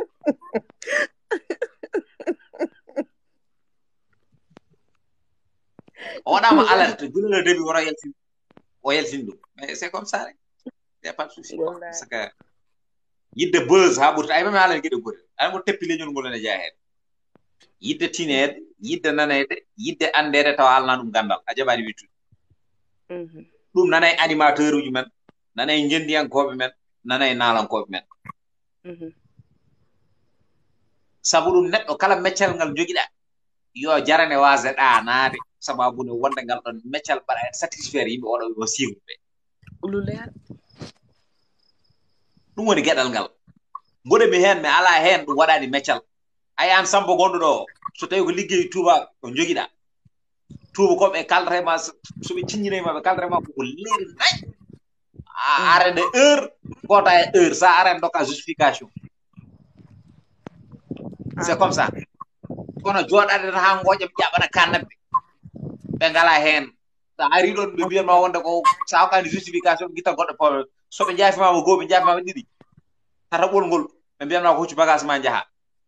dans ce cas ko ɗum woni golle ay golle so tawi aɗa golla so tawi a andi wonde a ala potentiel a ala professionnalisme a ala ko woni hoore ma ko ganduɗa hoore ma aɗa wawa wonde satisfaire yimɓe ɓe ɗaccu gila hoynani hoore ma koyna leñol wallahi c'est comme ça ala goɗɗum ɗo kala ko neɗɗo wawa taw wonko Allah moftani goɗɗo taw ko Allah wonko Allah moftanma sa wawa yimde aɗa wawi tafiyaji sa wawa yimde asa fami sa wawa yimde aɗa wawi wadde siras sa wawa yimde aɗa wawi yeyde ɓoccoɗe asa fami sa wawa yimde aɗa yeyde musuɗi fof golle y a pas de sous-métier non on va changer de langue o yimɓe ɓe langue goɗɗo waɗa pas de sous-métier wallahi mais bon an dal sa yimani liɓi tan sa yimani kongude baɗɗi vulgaire tan aɗa yima aɗa yaltina terde hole mon hande jiɗɗo miñum ɓorno ko oɗo debbo ɓurni e nder ɗiɗon kilipaji o min so tawi neɗɗo jaabimami wonde a ɗacce bosi walla ɗum mbiyama ko yaa noddu bana debbo walla ɗoɗa debbo ma yo yawde a kilip yaase ma jaɓ il faut considérer la vérité wallahi ouais il n'est qu'à changer de langue il n'est qu'à changer de langue o wasi yimɓe pular o yimo yaha ɗum e jaago walla yimo yaha ɗum e non jaaguji an tikra jaaguji ko hangaɓe yo yeyimo jaago haare mum gasarade ami ponndi ko pulaara ɓe no kam horo yimi hen ñaami leɓi walla ñaami ulluɗi walla ñaami hen bordoɗe enen mi soyni kilipaaro fayɗo moƴƴede mais joni en on revenons notre débat gartini e débat men quoi gaccen il faut mbaɗonmo attaqué il faut waɗe attaqué o ɗacca ko waɗata ko kono won waɗoɓe ma encouragé il faut waɗe attaqué il faut min waɗimo attaqué ha min mbimomi wonde ko so tawi sa yiɗi mbaɗa yam clip sa yiɗi mbaɗa yam son te mi hulani ko kalanmi ko so weeli Allah so yiɗi yo metti keɗuɗi kala ja titonde ma taw ɗum ɗon vidéo mo nannomi hannde o je ne suis pas d'accord avec lui emin gandodiri on se connaît très bien mais andi goni probléme leñol ngol eɗen jogui caɗele ɗum haadi en yaade partout en cuusa critique fansiji men jiɗa critique non fansiji men jiɗa critique en cuusa critique enen nder koye men kala critique aɗo wayna dufaɗo ndiyam ɓuɓɗam ni e nder oɗon tuma wiyo wonde ene maaya c'est pas comme ça que ça fonctionne walla so tawi DJ du yalti haali e bosere non DJ du aɗa wawno noddema téléphone kalnamo mbiyamo ni walla mbiyamo ni wonko waɗete e weñje so tawi jomum waɗi ɗum wonde ko kañum tawi saɗa jaabo ɗum a waɗade weñje mbiya wonde ko an tawi fum yam neex ala ɗum ɗo ni jam voilà ɓe jiɗi jam ha ɓuuri ala masala ha ala e dara masala ala hen voilà mbaɗanma vidéo ji tout après an aɗa yaltir ɗumen ɗo genre c'est pas responsable fatis hande so film bon eɗen gandi enen bon il faut que tinnoɗen quoi il faut que tinnoɗen no feewi par ce que ɗaccata woyo bayo hande mbima ɗaccata woyo bayo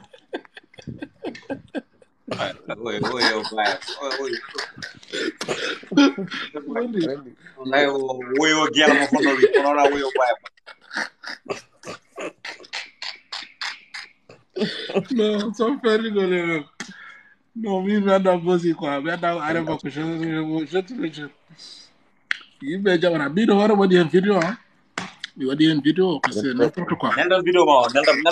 o je te jure mi waɗi hen vidéo mom waɗi hen vidéo c'est n'importe quoi vraiment ko waɗi ɗo ko si ɗum ɗo wona wonde artiste ɗum ɗo wona artiste ɗum ɗo gosi ɗum wonnamo point de presse ça ne va pas parce que c'est que affaire o composition wonde ni ko moƴƴani ga goo ɗum ko première chose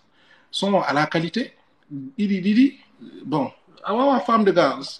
yaadani ni ɗum kam ga wonde ko yaadani ala son e clip o kadi yaadi non yaadani c'est pas bien composé je te le jure so fuɗɗi ɓe heɗede oɗo wi sowani clip on yaadi so e clip o yaadi ça c'est vrai problème o kadi ala ko wi ko o instrio o ko yimmo mi anda weddi hoddiɓe walla mi anda holɗum ƴeew ko dancehall o waɗi d'accord o waɗi musique makko dancehall gonga mais affaire o ko ɗuminata hen ko répondre uji no ardat ni yaadani hen no natire sound o ni wonde ni wonani ni ga hay ɗum ɗo ni ɗum kala mo yiɗi yo tottu affaire ɗum won artiste haalandumalo de Patis Besselay ko artiste de heddi ko baɗi fayde Besselay oɗo ko artiste baɗi fayde d'accord non wona question ni wonde artiste ni par ce que mi heeɗimo son mais mbaɗa andi kam o ala qualité Besselay mbaɗen nen courant gile wodani wonɓe ɗon jaadi wiɗon ƴiwi hakkille non critique an parce que confrère ko grand artiste parce que mo jogui boyamen goto wiye 69 omon joguino boyamen goto wiye 69 neno hoɗi sikku garbe men da ko sintiane men da ko holtore eyyi konko jogui boyo kañum kam hayso tawi ne waɗa ko artiste kam kadi ne waɗi hen comédie seeɗa eyyi on ne waɗa feu flamme ne waɗano toon Fouta to machallah yimɓe fof ne mbaɗa apprécié ami gonga konko hande wawi wonde dancehall man parce que konko yiɗi ko ñemtun comme genre jamaïcain ji temuɗe ɓeno yiɗi ƴettude mais ɗum yaadani culture meɗen quoi wonde ko wona hay gotum sah eyyi ko yiɗi wadde ko ɗum yaadani ɗum ɗo heɓ mbaɗen waɗi hen vidéo ji donc mbaɗa wawi wadde croix mi waɗa respecté ɗum ɗo comme enen mbawi haalde goɗɗum mais kam déjà kam ponnomi haalde hen ko kam so boosi so heeɗima walla neɗɗo makko heeɗima yo andu ɗum ɗo wona clip foti ko éliminer ɗum carrément o yiwi ɗum e facette goɗɗo d'une part bestala d'une part kadi min je ne condamne pas min condamne ko jeune fille wadduɓe makko clip manda ko jeune fille goto manda ko 3 jeune fille wadde makko clip ɓe min ko ɓeɗon ga condamne parce que ɓeɗon c'est comme si ɓe miijaki wonoyde yummiraɓe walla ɓe miijaki wonoyde femme de foyer walla genre j'arrive pas à comprendre mino mi waɗino erreur goto instant goto mi haalanma hande kam an mi haalanma hande kam to leyɗele men to rewɓe ne pari tout pour andede ɗum kam gandon ɗum rewɓe hande pari tout pour andede et clip o pourtant haalanno ko non à la violence faite aux femmes après ɓe mbi kam séquence ɓe kalani kam o pourtant ko ɗum genre ko abima mum ɓornima par ce que ɓe mbi kam séquence o ɗon ko plage kay plage gonatmi après agresseur uji taw kam ɗon et tout après minen bon mbami abima plage parce que mbami ko maillot de bain pawmi dow hen pantalon en fait mais imagine toi image am itta e ɗum ɗo itta e clip o parce que wiya ko maillot de bain o caggal keecam fof en yalta et après j'ai regretté parce que de un d'accord ils ont raison qu'au pays islamique et puis en tant qu'artiste comme Noura en Ceɗɗel Mbaye en Advez en Sippi en mais pourtant mi regroupade kam fof en mbaɗa clip après yiye hen min oɗo debbo pullo mbeɗa waɗi maillot de bain mbeɗa waɗi hen pantalon hay sinno pantalon ne timmi et tout keecam en yalta j'ai compris qu'ils ont raison en fait et image am joni son ƴeewi clip o ala hen à cause de oɗon affaire o ɓornin à plus forte raison noon jiya debbo ɓaleejo ene waɗi juste string et soutien hay walla waɗani soutien ka string rek en leli ni e li en filme guil dow ha less ha yeeso mumen yalta du coup ça c'est exagéré et puis que tawi rappeur o kadi ko pulaar yimata en fait non vraiment wallahi mi meeɗa yiide ɗum e clipaji jolfuɓe wallahi mbeɗa yiya machallah e ɓorno des habits très sexy et très joli yesso taw ko so yiɗi taw ko sexy et tout mais quand même ha ɓornade string en filmir ni hoore mum non j'ai jamais vu ça vraiment sona donc il n'est pas un artiste exemplaire parce que un artiste exemplaire wona ni waɗata en fait clipaji mum et aussi kede rewɓe kede ɓe mballitani par ce que so artiste arema wima mbeɗa yiɗi gara gona e clip am mais ɓornotoɗa ko string walla ɓornotoɗa ko siccen ɓolo an ma wi artiste ko kangal hay sinno noon ko million ngaji jogota kam e clip o mi sohlani on clip ay clip mo konko clip mo waɗɗo hay totti mon son makko kole makko on son ɓurno wawde fonno wawde wadde genre ɗiɗo clip aji aɗandi voilà comme genre kole makko son makko o son oɗon voilà somo clip ɗum genre ɗiɗo affaire uji ne foti wawde yaade hende kono kole makko ko kanko jeeɗum kedi non kole ko toti okay. sehilam goto ye toti bon konko yimi kadi son goto bon mo on waɗi vulgaire sax e son mo dernier mo yaltinno non hokkam mi lobbo quoi son toti mo dernier to mo yaltino hokkam mi lobbo min de min jaɓi n'importe quoi so non way haget so non way welde mais clip o waɗi ɗum e dal quoi mais clip o dafa no yoodi machallah xam nga gelo waɗi ko genre ɗum ɗo goto pull goto joɗi pull blanc en plus ɓe tourne ɗum e banggue plage affaire o ni yoodi quoi mais par rapport e ko oɗo waɗi ɗo ko e boydiɗo gaed waɗɗa ko waɗi hakkillaji maɓɓe no boydi ko parɓe suka debbo ko mbiɗa ɗo ko mbiɗa sukaɓe rewɓe hande sukaɓe men ɓe bose ko hangɗini goto fof yiiɗi andede ala fof ko saloto hande mais bose ni hande aduno ala fof ko nder kala wiya ɗo ne yalta télé walla ne ande ɓiyata on naata hen yimɓe hande perti valeur mumen ha ɓurti machallah min ko Ousmane Diamen tekki hen Paco leñol min ɓe mbaɗi hooliɓe min ɓe ko artiste ajam barke alqouran azim min ɓe keɗatnom nden ɓe non min ɓeɗo vraiment ko mbiyat ko tan halpulaar no manki wawde ƴettude wadde soutenir tan artiste mum mais sinno ɓeɗo no ɗum nan no ha joni statut maɓɓe ha joni jagguete fawe to woɗɗi noye banggue goɗɗi comme hande no jarulen mbaye États-Unis ɗi ganda to jeeyi fof waɗat embouteillage par ce que neɗɗo hokka ɗum gadde mum neɗɗo wonko waɗene musique ha joni waɗe respecté États-Unis hay soko single goto nanɗa yaltinde a waɗi ɗum ɗo goto kalto mbawɗa yiyede hankkadi e nder koñuji États-Unis ɗi walla hay soko balcon ma jiyeɗɗa ɓe darat ɓe dokkuma respect ha paara ɓe puɗɗo ɓennude mais enen mbiyata ko artiste ƴeeŋi jarani haydara so wawi wirta ɗo taw e goto ɗumin tawa e makko mais pour min nak wona noon mais Ousmane Diamen tekki en ƴeew ko jimar ko ƴeewa hande ko yimate hande ko gaynuɗi ko jimat joni ko ganda c'est très ko différent min ɗum tagi mbeɗa respecté Paco leñol en ɓeɗo en arɓe ɓe Ousmane Biobi en genre caggal ha mbimami Black Fouta en ni ɓen noon caggal fof wa ambassadeur hip hop en to en kehedi wa hemsen ɓeɗon fof machallah parce que musique mabɓe ala tâche musique mabɓe ala tâche machallah mais boy joni hande ɗi jiiɗi ko affaire vulgarité ko yo waɗ vulgaire rek affaire bi nayi metti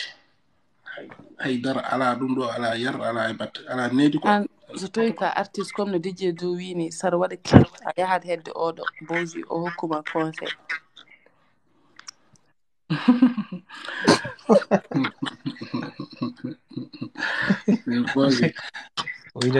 bosi boy makko goto ñanden boy oyo woni mo yimdi o gayan américain o no wiyete kadi baɗaɗo ɗo théâtre ji e yero mo eyyi mo won son goto mo yaltiji ñanden mbaɗmi critique mbaɗmi critique par message mais après ko ƴettore après ko ƴettore windi kam quoi gommen calde parce que il est temps ɓe pewnite musique aji mabɓe ɗi sawnaji mabɓe ɗi aynen saɗa compose hunde a jooɗot ƴettana ɗum temps ma ɗum ne moƴƴe musique ni namdi saɗa waɗa compose nane yimɓe mbiyata ɓe golla yoɓe gollu ko nafata jogoɗa hakkille no mbaɗirɗa ɗum kadi ndeeƴa hakkille ganda ɗum ɗo kadi oɗo musique mo mbatta so respectama ha goto foof taw ne wawi consommede ɗum mais an son ma hettaki a yiyata cukalel ne nawa ɗum e laabi ne fijira walla ne heeɗo walla ɗiɗon genre andu a suwa liggato a feccinani ni ay goto mabɓe wawa heeɗade ɗum sawnaji mabɓe balɗiɗi c'est pas le critique hay so tawi comme artiste mais yo mbattu hakkille ko mbiyammi ɓe ɗo ko eyi ko laabi haalat ɗo kam si mais kam kala ko wawi wonde hen kam yo mbattu hakkille noɓe composirte ni yo naate ɓerɗe yimɓe ɓe par ce que hande ça compte ay ɗum ɗo hande ne compte e nder public so ma so wi duj tan taw yimɓe fof tawata hankkadi ko charndiri ay fuɗɗima yiide yimɓe ne hankkadi public o fuɗɗima jiiwade ganda kam ɗo tigui wonko ligguiɗa avant aɗa yima tan et donc instrument ne compte ene compte donc il faut min mbatte hen ligguey ɗum ɗo noon ko pour minen tout nak men fof eyi DJ du wasa instant benn jour tan Allah waɗa tan min jaha studio yo kolle ɗe jiya par ce que kamɓe fof koye analyse du ko waɗat analyse ɓe jeeya musique moom ne yaadi mais aɗa kadi probléme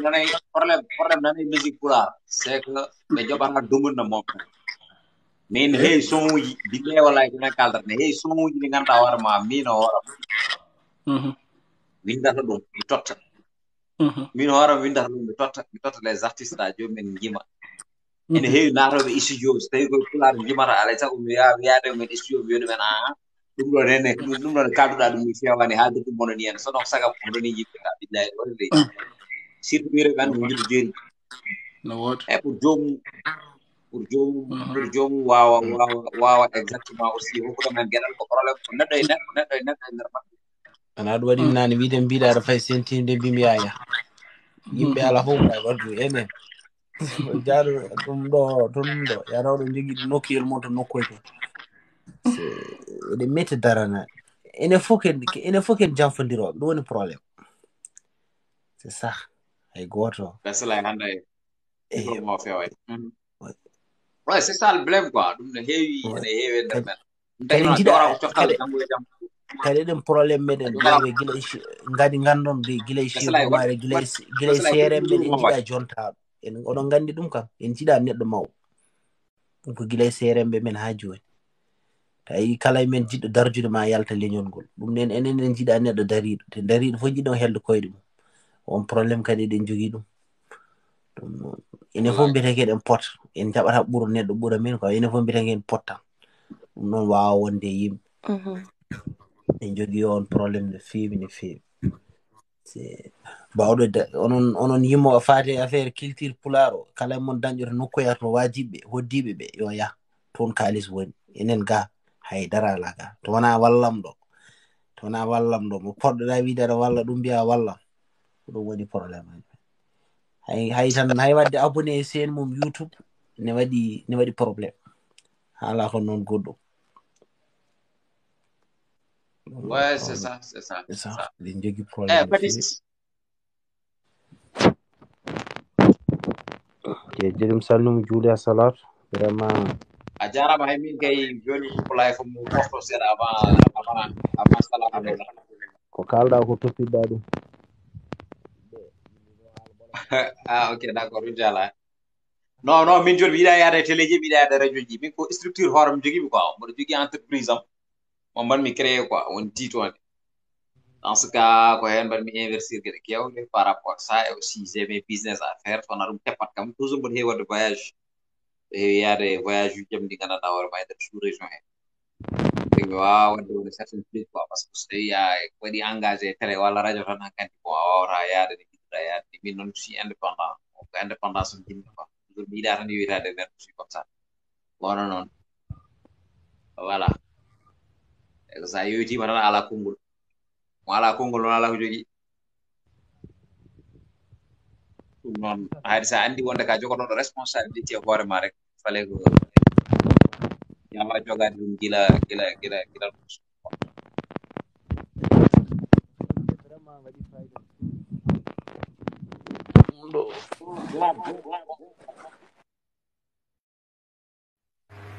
bon voilà mi salmini on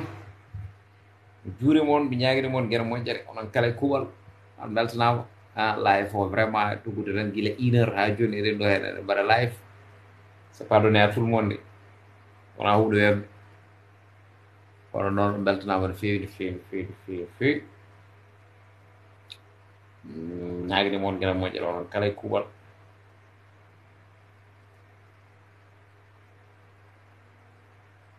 alors ken walde dow jaam apati c'est la réseau la réseau ok d'accord merci beaucoup mon numéro de téléphone ala numéro de téléphone boy ala numéro de téléphone bam rokkuma numéro de téléphone en direct yiɗɗo fof kadi wawi ƴettude numéro de téléphone nan ɗon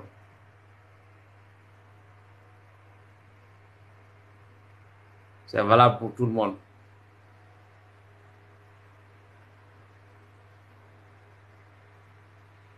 bo ƴetti numéro numéro non ɗo ƴetti numéro guila c'est des millions mais pas aussi de temps ƴetti numéro guila coupe live o sa ƴetti wiyama ƴetti 77 824 59 43 77 824 59 43 77 824 59 43 c'est valable pour tout le monde on faut mba ƴetti ɗum y a pas de souci so neɗɗo waɗi ka message noon mi yawani lire yo fam bon peut être ana ko jaggu tan mais wona haydara sene ko sago yitere wayata mais on jarama calminama on juurama ñaganama guel moƴƴere salmini onone ko takki on ko taari on kala mi salmini kala ko calmin ɗon mi yon tan kisal gueno e mon onon kala e kuuɓal merci weeli yuɓɓi ya grand Paco leñol ya Fatis ya Samba Ba ya Beslay ya aussi Alioune Guissé bon ya mo lebdi juuma so neɗɗo fiyama ko ɓurti uuma so jinama tuuma ya mes amis Aboubacry en kam fof ɓe ndewi ɗo gonga joom konngol merci bandelam merci bandiraguelam dewel andene merci on jarama no fewi addame inchallah